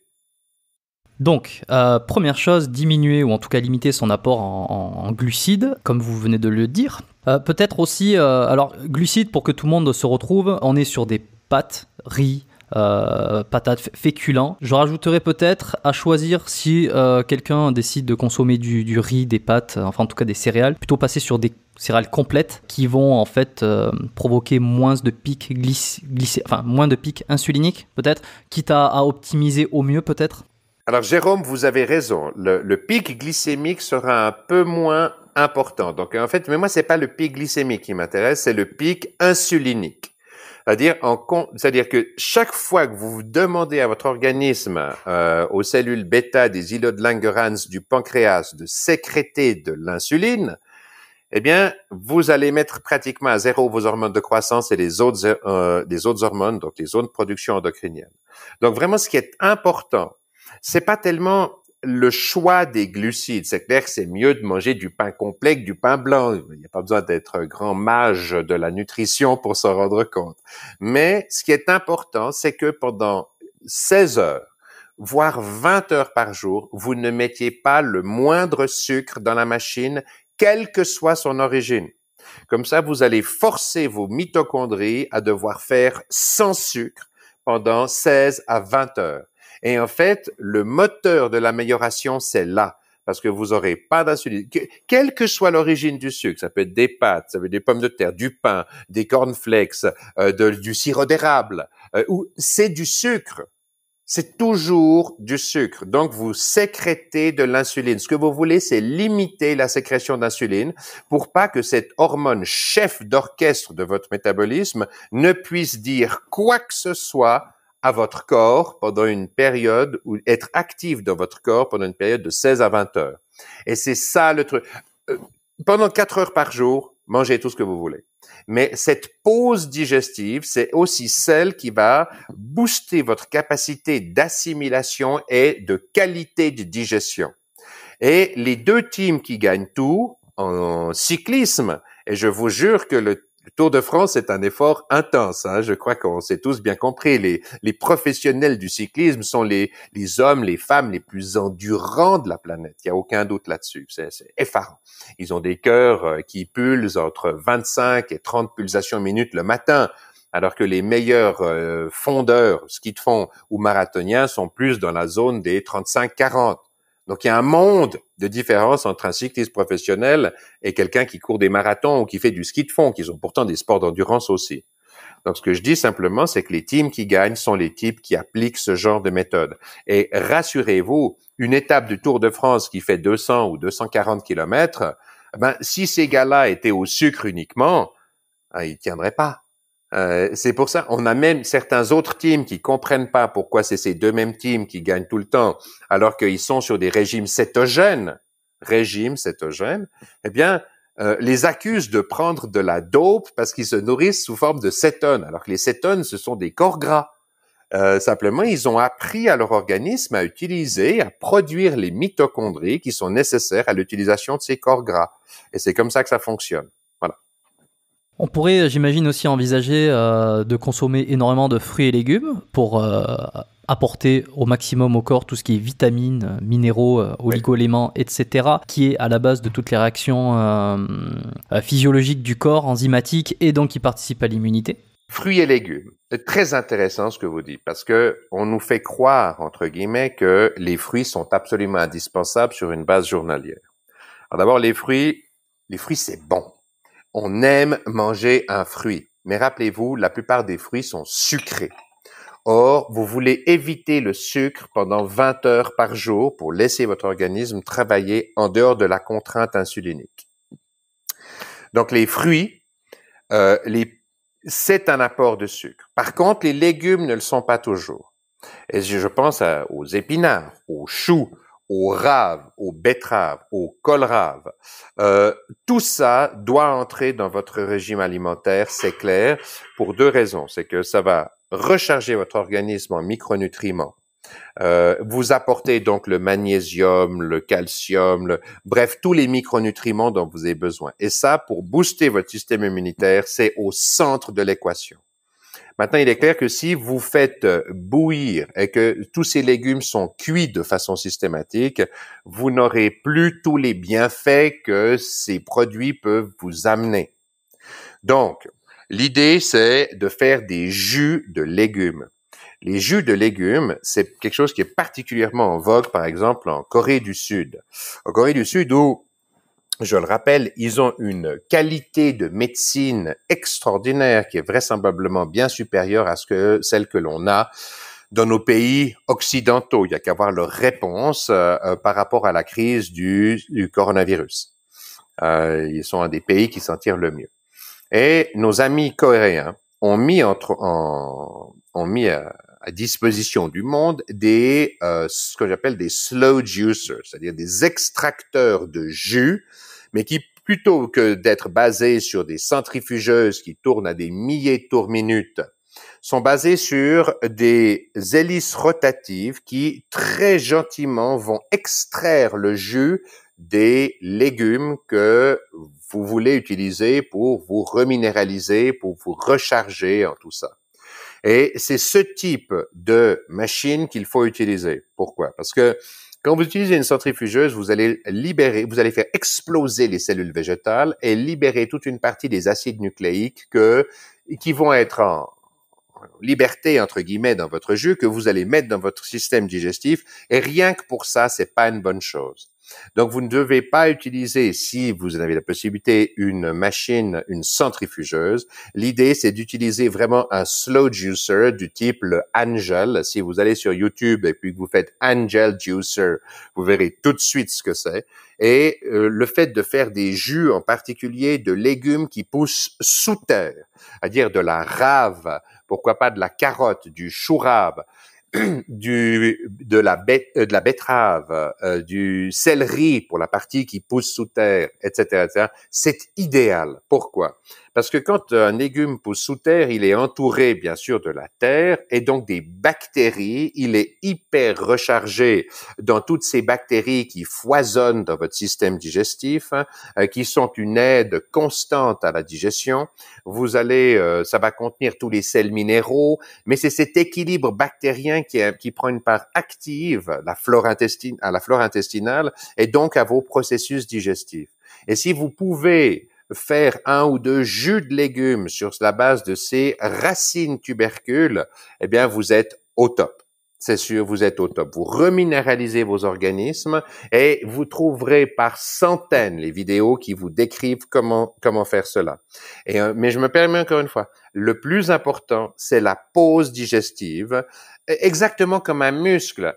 Est-ce que vous pensez que c'est dans la salle de fitness, quand vous faites travailler votre biceps, qu'il va augmenter de taille surcompensée pour cicatriser les efforts que vous lui imposez? Non, c'est pendant la phase de récupération. Donc, cette phase de récupération, elle est aussi importante pour votre système digestif que pour votre musculature. Et si vous donnez une phase de récupération à votre système digestif pendant 20 heures par jour, il sera au top au moment où il va recevoir le bol alimentaire.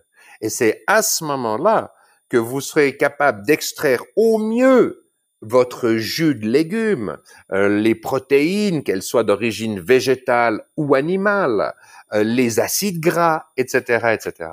Donc, c'est ça qui est véritablement important, c'est de faire des pauses. L'idée, c'est pas de savoir ce qu'on peut consommer en plus, non, qu'est-ce qu'on peut consommer en moins pour permettre aux réactions enzymatiques et biologiques de votre corps de s'exprimer, de faire ce qui est juste, de faire, entre parenthèses, ce à quoi vous êtes habitué depuis des centaines de millions d'années, tout au fil de l'évolution. Parce qu'encore une fois, la personne qui se lève le matin, qui ouvre le frigo et qui mange dans les 10 minutes, c'est une invention très récente au niveau de l'évolution de l'espèce. Quand on était encore, il n'y a pas plus que 30 000 ans dans le rift africain, est-ce que vous croyez que nos amis hommes des cavernes ou même avant se levaient le matin et mangeaient? Ah ben non. Est-ce que vous croyez qu'ils mangeaient tous les jours? Oh non, ils mangeaient quand il y avait. Mais ils mangeaient. Est-ce que vous croyez qu'ils mangeaient du sucre tous les jours? Ah ben non. Ils trouvaient de temps en temps, ils tombaient sur une ruche avec des abeilles, mais 1 ou 2 fois par année. Alors ils se gavaient comme des fous au risque de faire un coma glucidique le cas échéant. Ouais, mais ensuite il y avait plus.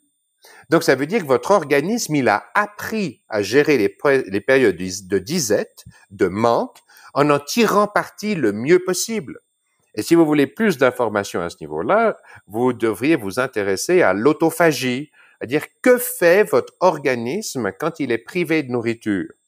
Eh bien, il y a des petites organelles à l'intérieur des cellules qu'on appelle les lysosomes. Ça a d'ailleurs valu un prix Nobel de médecine à un Japonais il y a 4 ou 5 ans, quelque chose comme ça, ou 2, 3 ans, je me souviens plus, parce que votre organisme, quand il est privé de sucre, puis qu'il y a moins. Alors d'abord, il va utiliser les graisses de façon beaucoup plus efficace, puis s'il n'y en a pas beaucoup, qu'est-ce qu'il va faire? Il va se mettre à digérer les vieilles structures dysfonctionnelles à l'intérieur même des cellules grâce à ces organelles qu'on appelle lysosomes, et mettre à disposition les structures ainsi digérées à disposition du cytoplasme cellulaire, donc des acides aminés, donc les futures briques des protéines, pour que la synthèse des protéines, les ribosomes cette fois, aient à disposition les acides aminés dont ils ont besoin pour fabriquer de nouveaux muscles ou quelles que soient les protéines nécessaires. Donc, c'est comme ça que ça fonctionne. Donc, en même temps, si vous ne mangez pas pendant 12 heures, non seulement vous allez favoriser le fait que vous ne sécrétez pas d'insuline, et ça va être fabuleux pour toutes vos autres réactions hormonales et enzymatiques, vous allez reposer votre système digestif, ce qui est fabuleux pour l'assimilation et la prochaine digestion, et vous allez stimuler l'autophagie, donc le fait d'aller chercher des vieilles structures qui ne fonctionnent plus bien, de les digérer à l'interne pour les remettre à disposition du système pour fabriquer des structures nobles, nouvelles et fonctionnelles. C'est comme ça que ça marche. Maintenant, on sait, il est communément admis que le sport améliore la santé, améliore le bien-être, la longévité également. Je pense que c'est plus à prouver. En tout cas, je ne pense pas. On peut donc dire de manière logique, puis bon, j'en suis particulièrement convaincu, que l'activité sportive et le sport améliorent son immunité, permet d'être plus performant contre les attaques des agents infectieux. Oui. Comment ça s'expliquerait, ça? Ouh là là, oui, alors comment est-ce que... Ah oui, c'est très difficile à dire. Je crois que c'est une suite de réactions enzymatiques. Comment est-ce que je pourrais répondre à ça? Sans forcément, évidemment, c'est pas une question piège, mais sans forcément rentrer dans des détails, mais pour que les gens prennent conscience que c'est peut-être aussi le moment d'essayer de commencer quelques activités, parce que en dehors du fait que ça va leur améliorer leur silhouette à l'approche de l'été, voilà. Ouais. Et peut-être en même temps lutter contre l'ennui, et de deux contre probablement des infections à venir. Tout à fait. La première chose que je dirais, c'est que le sport agit comme un stimulant. Et la première chose stimulée quand vous faites du sport, c'est pas vos muscles. Non, c'est votre cerveau. Parce que le cerveau, dans les espèces mammifères qui ont un cerveau évolué, c'est le cerveau qui ordonne à votre organisme. Le cerveau est un outil qui vous permet d'avoir de la mobilité. Et pour faire du sport, vous allez être mobile, que vous fassiez de la course, du vélo, de la marche, de la natation, ce que vous voulez. C'est votre cerveau qui travaille en tout premier pour donner une impulsion qui fasse en sorte que vos muscles puissent fonctionner aussi. Donc, la première chose à laquelle vous faites du bien quand vous faites du sport, c'est pas vos muscles, c'est votre cerveau. Parce que vous utilisez votre cerveau qui, dans l'histoire de l'évolution, comme je dis, la première fonction du cerveau, c'est de donner de la mobilité à un organisme pour qu'il puisse se diriger vers une source de nourriture, qu'il puisse éviter un milieu toxique, mais c'est de donner de la mobilité. Donc, quand vous bougez, la première chose que vous faites, vous utilisez votre cerveau. Et quand vous utilisez une fonction biologique, c'est comme ça que vous la maintenez et c'est comme ça que vous la développez. Donc déjà, rien que d'un point de vue cérébral, vous allez vous sentir bien parce que vous allez utiliser un des organes principaux, si ce n'est l'organe principal de votre organisme. Première chose. La deuxième chose, et là c'est plus basique, c'est que vous allez oxygéner et provoquer une vasodilatation de l'ensemble de votre système capillaire pour peu que vous mainteniez cet exercice pendant une quarantaine de minutes environ. Donc, si vous vous promenez sur un tapis, si vous faites de l'exercice chez vous, essayez de faire des séances qui durent de 40 minutes à 1h30 si vous êtes déjà un athlète confirmé. Mais au minimum 40 minutes. Comme ça, vous allez ouvrir tous vos capillaires et vous allez oxygéner beaucoup mieux tous vos capillaires, permettre à la masse sanguine d'aller perfuser vos capillaires comme je dis, vasculariser, oxygéner, amener des micronutriments, des macronutriments, des protéines, des acides gras, des sucres, pourquoi pas, aux différents organes qui en ont besoin. Ça, c'est la deuxième chose. Je pourrais presque m'arrêter là d'une certaine façon, parce que si les gens comprennent déjà ça, c'est fabuleux. Maintenant, évidemment, sinon le sport, voilà, ça agit comme un outil de cohésion sociale. On fait rarement du sport tout seul, même quand on est sur un vélo, la plupart du temps, ça se fait avec des amis ou en peloton dans le cadre de courses. Sinon, vous avez tous les sports collectifs, c'est un peu plus difficile aujourd'hui. Donc, mais rien que en partageant sur Strava, si vous avez un home trainer, une bicyclette à la maison, vous pouvez faire du vélo avec les copains, vous voir sur les écrans. Enfin, c'est extraordinaire ce qu'on peut faire aujourd'hui. Donc voilà. Puis sinon, quels sont les autres avantages du sport? Encore une fois, vous allez booster vos sécrétions hormonales. Je pense particulièrement si une fois que vous avez fait votre échauffement pendant 30 à 45 minutes, vous faites quelques séances très courtes de très haute intensité, vous allez de nouveau booster vos sécrétions endocrines. Et je parle en particulier, de nouveau, des hormones de croissance qui sont responsables de la synthèse des protéines, par exemple. Vous allez booster les Brain-Derived Neurotrophic Factors, les BDNF. Donc, ça veut dire vos hormones cérébrales vont faire en sorte que vous allez utiliser plus de cellules souches pour améliorer les fonctions cérébrales en fabriquant de nouveaux synapses, de nouveaux neurones. Donc, voilà. Donc, c'est bénéfique sur toute la ligne, si j'ose dire. Oui. Entièrement d'accord et je trouve que les informations que vous avez apportées sont plutôt pertinentes. J'ai pas grand chose à rajouter sur l'activité sportive pour l'immunité, mais ça semble évident après ces dernières phrases. Il y a aussi le côté psychologique pour les sportifs qui sont déjà qui ont l'habitude de pratiquer du sport, soit à l'extérieur, soit dans une salle de sport. Évidemment, il y a aussi le côté de maintenir sa masse musculaire, de maintenir ses performances et de pas rester en chute libre avant la fin du confinement. Ça paraît évident. Je ne sais pas si c'était obligé de le mentionner, mais enfin bon. Ouais. Est-ce que peut-être, moi, il y a une question que j'ai envie de vous poser. Est-ce qu'il y aurait des compléments alimentaires, des idées pour améliorer son immunité ou des choses que vous connaissez? Je sais que j'ai récemment entendu que le collagène, des acides aminés plus ou moins, comme l'hydroxyproline, étaient des choses qui étaient intéressantes pour améliorer son immunité. J'ai entendu parler aussi de la créatine, ce qu'on retrouve dans la viande rouge. Je fais une petite référence au podcast Nutrimuscle que j'écoute régulièrement, que je vous invite à écouter si vous êtes sportif et que vous intéressez à la complémentation pour la santé, pour la performance et la longévité. Qu'est-ce que vous en pensez? Est-ce que vous avez des avis sur des compléments de ce genre? Écoutez, je les ai utilisés pendant des années. J'ai pris des vitamines sous forme artificielle, j'ai pris tout ça. J'ai essayé la créatine 1 ou 2 fois, mais pendant des très courtes périodes, 1 semaine. J'ai fait ce genre de choses. Mais je me suis rendu compte à terme que, en fait, quand vous prenez une capsule de polyvitamine, quelque part, vous utilisez vous absorbez des substances qui sont inertes, entre guillemets. Tout au long de l'évolution, nos prédécesseurs n'ont jamais eu accès à ce type d'alimentation. C'est-à-dire que quand ils ont été chercher à travers le système digestif une vitamine, que ce soit la vitamine C, le complexe B, les vitamines liposolubles D, E, A ou autres, ils les ont toujours eu liés avec le reste de l'alimentation. La vitamine C, c'est pas juste de l'acide ascorbique. La vitamine C, elle est plus ou moins active en fonction de son origine. C'est pas juste l'acide ascorbique. Vraiment.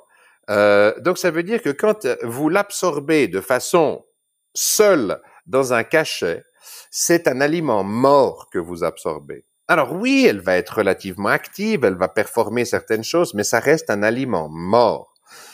Si vous voulez vous charger de vie, vous devez manger des aliments vivants, parce que c'est sous cette forme que votre système digestif et enzymatique est habitué à les recevoir depuis des millions et des millions d'années, et que donner de façon purifiée une seule partie de ce à quoi il est habitué ne peut pas être favorable sur le long terme. Donc vous pouvez, oui, booster vos performances pendant quelques jours, c'est sûr, mais sur le long terme, ça ne fonctionnera pas comme ça. Sur le long terme, vous voulez donner à vos organismes ce à quoi ils sont habitués depuis des millions d'années et qu'ils savent utiliser. Ça paraît fou ce que je dis. Alors oui, vous pouvez utiliser la DHEA, vous pouvez utiliser la créatine, vous pouvez utiliser des tas de choses, c'est super, mais ce sera jamais aussi efficace qu'un jus de rave. Ça paraît fou ce que je vous dis. Mais le jus de rave, par exemple, c'est un must absolu pour toute une série de sportifs d'endurance. Et ils n'ont pas le droit de faire une journée sans boire leur jus de rave, leur jus de chou et ceci et cela. Parce que c'est comme ça que vous allez booster les perméabilités sélectives qu'il y a entre les membranes, que vous allez charger votre organisme en sels minéraux et en micronutriments. Et je crois que ce qui est vraiment important, c'est de comprendre que manger des animaux, des éléments morts, inertes, stabilisés. La créatine, vous pouvez la garder 10 ans dans son flacon, elle va pratiquement pas se dénaturer. Les vitamines, les compléments polyvitaminés, la même chose.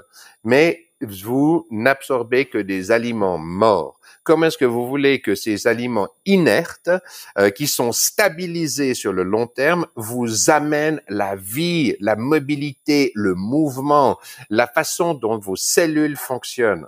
Je suis désolé encore une fois de le dire, c'est peut-être un peu une douche froide pour tous les producteurs de ce type de compléments. Je pense qu'ils sont super, que ça peut booster sur une courte période de temps et amener une augmentation des performances, mais sur le long terme, ça n'est pas une solution. Alors moi je vous rejoins sur l'idée réellement de manger des éléments bruts, vivants, qui proviennent directement de la nature. Ça c'est indéniable. Et d'ailleurs c'est pour ça qu'un complément s'appelle un complément, parce que ça vient compléter quelque chose qui est défaillant. Mais quoi penser de l'idée que notre alimentation moderne, même avec les meilleurs efforts du monde, n'est pas la même que celle d'il y a quelques dizaines d'années, quelques centaines d'années? Je prends par exemple, et même par rapport peut-être aux besoins que l'on aurait en faisant certaines activités. Je pense évidemment à la musculation, à nos amis crossfitters, bodybuildés, etc. Je pense particulièrement aux oméga 3 qu'on peut retrouver dans les poissons gras, qui aujourd'hui, si on en mange trop, on risque de faire monter son niveau de mercure. Je pense par exemple au collagène, qui est une protéine qu'on retrouve essentiellement dans les tissus conjonctifs, la peau, les tendons, et qui aujourd'hui est extrêmement difficile à trouver dans notre alimentation moderne, sauf si on consomme beaucoup de peau d'animaux, de cartilage, de soupe d'os, tout ça qui est extrêmement difficile à trouver. Et si en plus on a des besoins qui sont plus importants que la population non active, si on fait du sport très régulièrement, qu'on a ce besoin, est-ce qu'à ce moment-là, on n'est pas dans l'obligation quasiment de choisir des compléments tels que le collagène, tels que les oméga 3? Parce qu'aujourd'hui, c'est pas possible d'être au niveau de ce qu'on aurait besoin. Mm-hmm. Bon, c'est encore une fois, c'est une excellente question. Je suis complètement d'accord avec vous. On n'a plus dans l'alimentation moderne les équilibres des différents nutriments, macronutriments et micronutriments qui sont véritablement adaptés à venir permettre le métabolisme d'organismes très actifs. C'est un état de fait. Maintenant, de quelle façon est-ce qu'il faut complémenter ça? Est-ce que c'est très difficile de répondre à ça. On peut le complémenter de façon artificielle en venant justement avec des suppléments dans le domaine du collagène ou des oméga 3. Je veux quand même revenir sur les oméga 3 parce que les oméga 3, c'est très, très important, mais il en faut pas trop. Sinon, vous créez un stress oxydatif au niveau des membranes qui est très dommageable. Première chose. Deuxième chose, les oméga 3 d'origine végétale type huile de lin, huile de caméline ou ce genre de choses sont résorbées à un pourcentage qui est très très faible, très très faible. Donc elles ont d'autres vertus ces huiles. Il y a même des vertus antimutagènes, donc anticancérigènes, etc. Très bien. Mais vous ne devez pas consommer trop d'oméga 3. Si vous consommez trop d'oméga 3, vous allez de toute façon prendre ces oméga 3, les transformer en acides gras saturés pour pouvoir les stocker sous forme de palmitique et stéarique, donc d'acide gras palmitique, d'acide gras stéarique. C'est très important de comprendre ça. Mais plutôt que d'avoir des graisses saturées qui arrivent dans votre organisme qui vont être stockées sous forme de graisses saturées, encore une fois, vous allez devoir les métaboliser par une succession de réactions enzymatiques pour les passer d'un oméga 3 en -4, -5, comme l'acide gras eicosapanthénoïque, qui est le acide gras en -5 et vous allez devoir le transformer en une graisse saturée. Donc, ça va exiger un effort enzymatique et métabolique très important. Donc, il faut des acides gras polyinsaturés, mais en petite quantité et certainement pas tous les jours. Première chose. Vous n'avez pas besoin d'avoir la totalité des vitamines, des acides gras sur une base journalière. C'est même une erreur. Non, il vaut beaucoup mieux avoir un apport d'oméga 3 une fois par semaine et qui va compléter la structure de vos membranes cellulaires et tout, il n'y a pas de problème. Mais en avoir tous les jours, ça induit un stress oxydatif qui est mauvais. Bref. Maintenant, concernant le collagène ou l'autre, encore une fois, vous devez absolument privilégier les sources naturelles. Vous savez, un félin, un lion dans la nature, est-ce qu'il va manger de la viande? Non. Quand il y a suffisamment de gibier, le lion, il mange quoi? Il mange le foie, les reins, le gras, et il laisse la viande aux charognards, aux vautours, aux chacals, aux hyènes, etc., etc. Eh bien, donc, si le roi des animaux, entre guillemets, qui domine son environnement de A à Z, il n'a pas d'ennemi naturel. Il a donc le choix de ce avec quoi il s'alimente. Il est au sommet de la pyramide. Eh bien, si c'est la disette, oui, il va manger un peu de viande, mais observez-le. Comme je dis, il mange le foie, le rein, les poumons, le cœur et le gras. Il mange du gras parce que c'est dans le gras qu'il trouve l'essentiel de l'énergie dont il a besoin. Il va pas s'amuser à manger du sucre. Il va pas s'amuser à manger de la viande alors qu'il a du gras à disposition. Une fois qu'il aura fini de consommer le gras, il s'attaquera à la viande si c'est, comme je dis, une période de disette.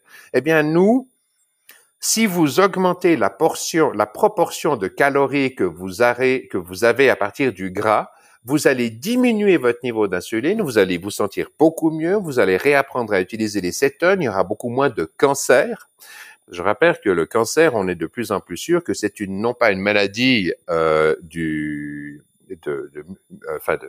auto-immune, de mutation génétique, non, c'est une maladie mitochondriale. C'est-à-dire que quand les mitochondries on leur impose de consommer du sucre, eh bien, il finit bien un moment où elles mutent. Et puis, vous savez que les mitochondries sont complètement autonomes en termes de leur système génétique, de leur code génétique, du reste de votre organisme. Elles vivent en symbiose à l'intérieur de vos cellules, mais elles s'y reproduisent selon un code génétique qui leur appartient, qui n'a rien à voir avec votre code génétique. On va pas entrer dans ces détails-là pour l'instant. Le fait est que aujourd'hui, si vous pouvez avoir, plutôt que d'avoir des suppléments, entre guillemets, inertes, si vous pouvez les obtenir en utilisant, par exemple, des acides gras polyinsaturés, oui, c'est vrai qu'ils soient exempts de métaux lourds, c'est une évidence, que vous pouvez utiliser des sources de collagène telles que le bone broth, c'est-à-dire le fait, par exemple, de faire cuire une carcasse de poulet ou des os de bœuf pour en extraire non seulement la moelle, mais en extraire justement le collagène dans les articulations, dans les tissus cartilagineux. Mangez les tissus cartilagineux par exemple, têtes osseuses de votre poulet, le bréchet, qui est la partie qui est au milieu ici, qui est molle, sur laquelle viennent s'implanter les deux muscles pectoraux, les filets du poulet. Oui, consommez ce genre de choses. Moi, je le consomme de façon systématique. Dès que je fais un poulet, je me rue sur le bréchet, c'est évident. Mais alors, essayez de l'avoir de cette façon. Mais encore, et puis, si c'est pas possible, j'ai déjà, moi aussi, consommé du collagène, de la créatine. Je l'ai fait pendant des courtes périodes de temps pour essayer. Mais j'ai jamais poursuivi l'expérience sur le long terme. Parce que, en plus, ça m'apportait pas forcément des résultats particulièrement intéressants au niveau de mes performances en endurance dans le domaine du cyclisme ou de l'alpinisme. Parce que moi, c'est plutôt la montagne et le vélo. Voilà. Très bien. Bon, on a légèrement dévié en dehors de la fonction immunitaire, mais je trouve que c'est un sujet extrêmement intéressant à aborder, en tout cas à échanger. De toute façon, on n'a pas réellement réinventé la roue. Je pense que c'était surtout l'objectif d'apporter des explications sur qu'est-ce qu'une alimentation qui va améliorer son immunité, une activité sportive, en quoi ça aide à lutter contre les infections, etc. etc. Ça aura pu donner des pistes d'idées, de réflexion à tous les auditeurs qui écoutent ce podcast. J'ai pour habitude pour conclure ces épisodes, de poser 3 petites questions. Volontiers.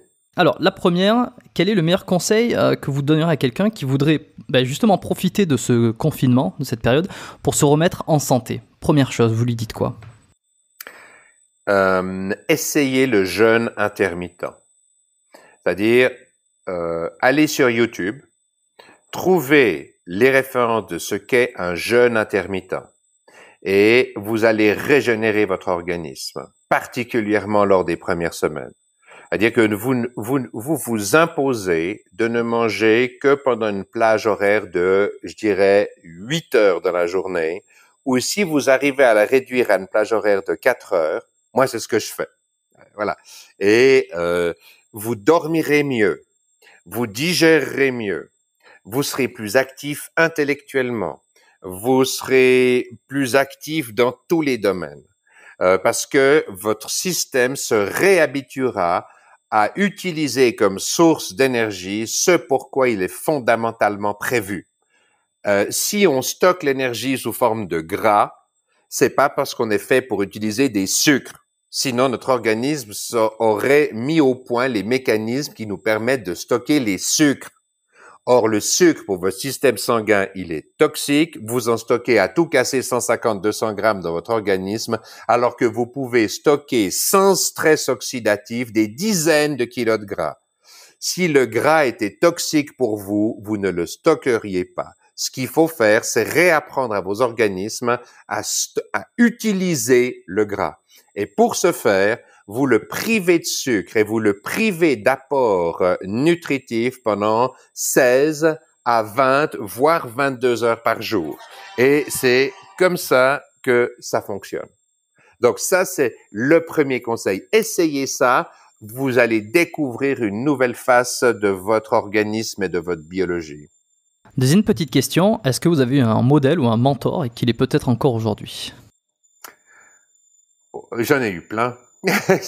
J'en ai eu plein. Oui, j'en ai eu beaucoup, mais comment dirais-je? C'est pas un mentor, c'est pas une personne, c'est une succession de personnes qui m'ont exposé à l'attitude que j'ai dans différents domaines, que ce soit par rapport à l'apprentissage, que ce soit par rapport à l'exercice physique, à la nutrition, à mes relations avec les autres. Et en fait, ça va vous paraître fou ce que je vais vous dire, mais mon mentor, finalement, c'est les connaissances cumulées des êtres humains qu'on peut retrouver avec une telle facilité de nos jours sur tous les médias internationaux, que ce soit bien sûr YouTube, que ce soit Wikipédia, que ce soit les sites des universités, des médias, c'est toutes ces connaissances cumulées des êtres humains qu'on peut absorber. Et si j'ai un deuxième conseil, je dirais une image vaut 1000 mots.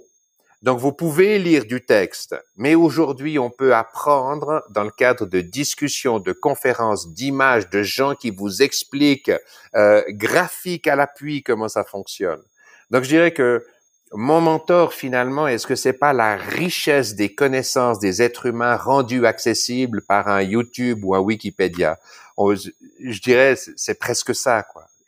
Ouais, non, mais c'est une réponse intéressante, logique de ce fait aussi. Bon, et enfin, troisième question, pour le coup, est-ce qu'il y a un livre que vous recommandez souvent, qui vous a particulièrement marqué, que vous voudrez aujourd'hui mentionner dans ce podcast?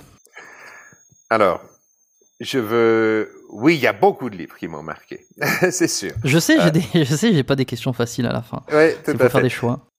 Je dirais, moi, je suis auteur ou co-auteur d'un livre sur la neurophysiologie de l'éthique. Et j'ai reçu de la part de médecins, de professeurs, de prix Nobel de chimie et autres, des compliments extraordinaires sur ce livre, me disant que certes, c'est difficile d'accès, que c'est vrai qu'expliquer en finesse le fonctionnement d'un cerveau humain, c'est relativement compliqué. C'est pas voici Paris Match, Gala ou le tabloïd voilà, on s'est bien compris. Mais je pense que ce qui devrait dans les lectures vous absorber aujourd'hui, c'est de comprendre votre fonctionnement. Parce que si vous comprenez le fonctionnement même électro-biochimique de ce qui est le support de votre pensée et de chacun de vos mouvements, ben vous allez gagner en la capacité de l'utiliser au mieux. Si vous comprenez un mécanisme, vous êtes capable de l'utiliser mieux que si vous ne le comprenez pas. Dans cette période de quarantaine, je pense que c'est une occasion pour être proche des gens qu'on chérit le plus, qu'on aime le plus, nos enfants, nos femmes, nos maris. Et si vous pouvez, pendant cette période de réflexion avec eux, comprendre les bases de fonctionnement du système nerveux, vous allez faire un pas en avant qui sera immense dans votre qualité de vie. Donc moi, le livre que j'ai écrit, il s'appelle Cerveau et éthique, qui est édité aux éditions Glyph à Paris, et vous trouverez sur ma chaîne YouTube. Maintenant, je sais même pas si j'ai réussi à y mettre le lien, mais je n'ai aucune idée, je sais même pas. Mais vous trouverez sur Amazon évidemment le livre en question. Et voilà, c'est très arrogant de ma part de faire la promotion de mes propres écritures. J'en suis vraiment désolé, ça me gêne. Mais d'un autre côté, je pense que comprendre son cerveau, comprendre la façon dont il fonctionne, c'est un investissement que vous faites, mais qui est un acquis pour la vie. Voilà. Je laisserai de toute manière le lien et la référence du livre dans les notes, dans la description du podcast, pour ceux qui sont curieux et qui veulent aller jeter un coup d'œil. Je vous en prie. Je rejoins pour finir ce que vous disiez sur le fait d'apprendre le fonctionnement de soi, du corps, ce qui rejoint mon objectif à travers cette émission, notamment par son nom que j'ai choisi un peu au début par hasard, mais qui a porté énormément de sens, qui est à savoir biomécanique. Oui. Qui est la mécanique du vivant, oui. Sous toutes ses formes. J'ai commencé par des thèmes très centrés autour de l'entraînement, et je suis en train de m'élargir petit à petit sur tout ce qui tourne autour justement de la mécanique du vivant, oui. De la compréhension du fonctionnement du corps. Donc je vous remercie pour ça. En tout cas, c'était particulièrement instructif. Est-ce que si les auditeurs ont envie de vous retrouver, de suivre votre travail, hormis le livre que vous avez écrit, où c'est qu'ils peuvent vous contacter, vous poser des questions, peut-être suivre vos travaux? Aujourd'hui, c'est très aimable. Merci pour la question. C'est une occasion de se mettre en connexion, connecter les uns avec les autres. C'est tellement important. Finalement, la communication, c'est la base de l'évolution du vivant sur cette planète. Donc, j'aimerais dire simplement que oui, j'essaie de tout concentrer sur mon site 4OVET24 français sur YouTube. Et mon adresse email est le 4OVET24@gmail.com. Donc, vous pouvez me contacter par email directement de cette façon, ou vous pouvez faire un commentaire sur une de mes vidéos. Je ne réponds pas à tous les commentaires parce que je n'y arrive pas.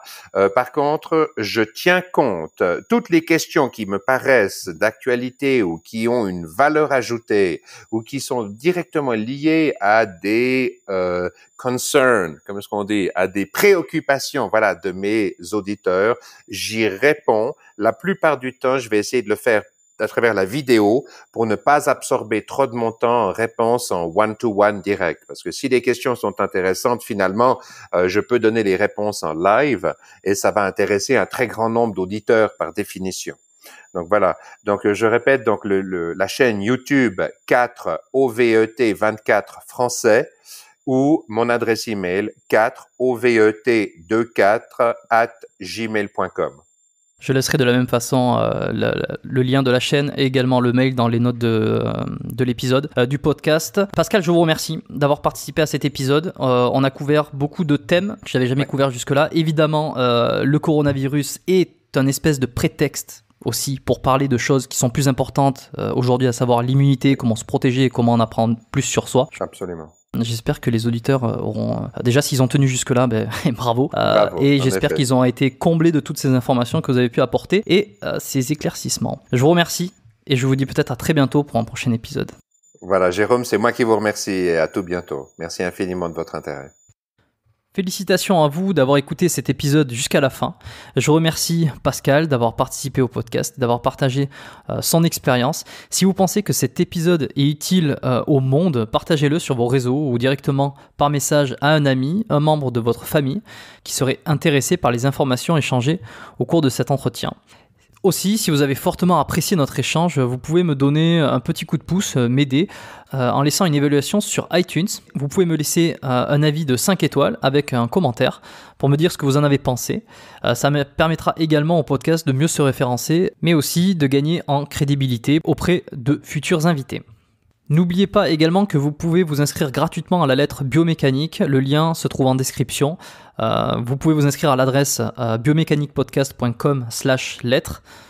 Vous recevrez chaque nouvel épisode directement dans votre boîte mail, comme ça vous êtes sûr de ne plus louper d'épisodes à leur sortie. Vous recevrez également mes meilleurs conseils, réflexions et découvertes du moment, notamment autour de la santé, du sport, des thérapies et de la performance. Je remercie à tous d'avoir été avec moi jusqu'à la fin. Je vous souhaite à tous bon courage, un bon confinement. Prenez soin de vous et de vos proches, bien sûr. Pour tous ceux qui rejoignent l'aventure biomécanique, bienvenue. Et puis, je vous dis à très bientôt pour un prochain épisode. Bye.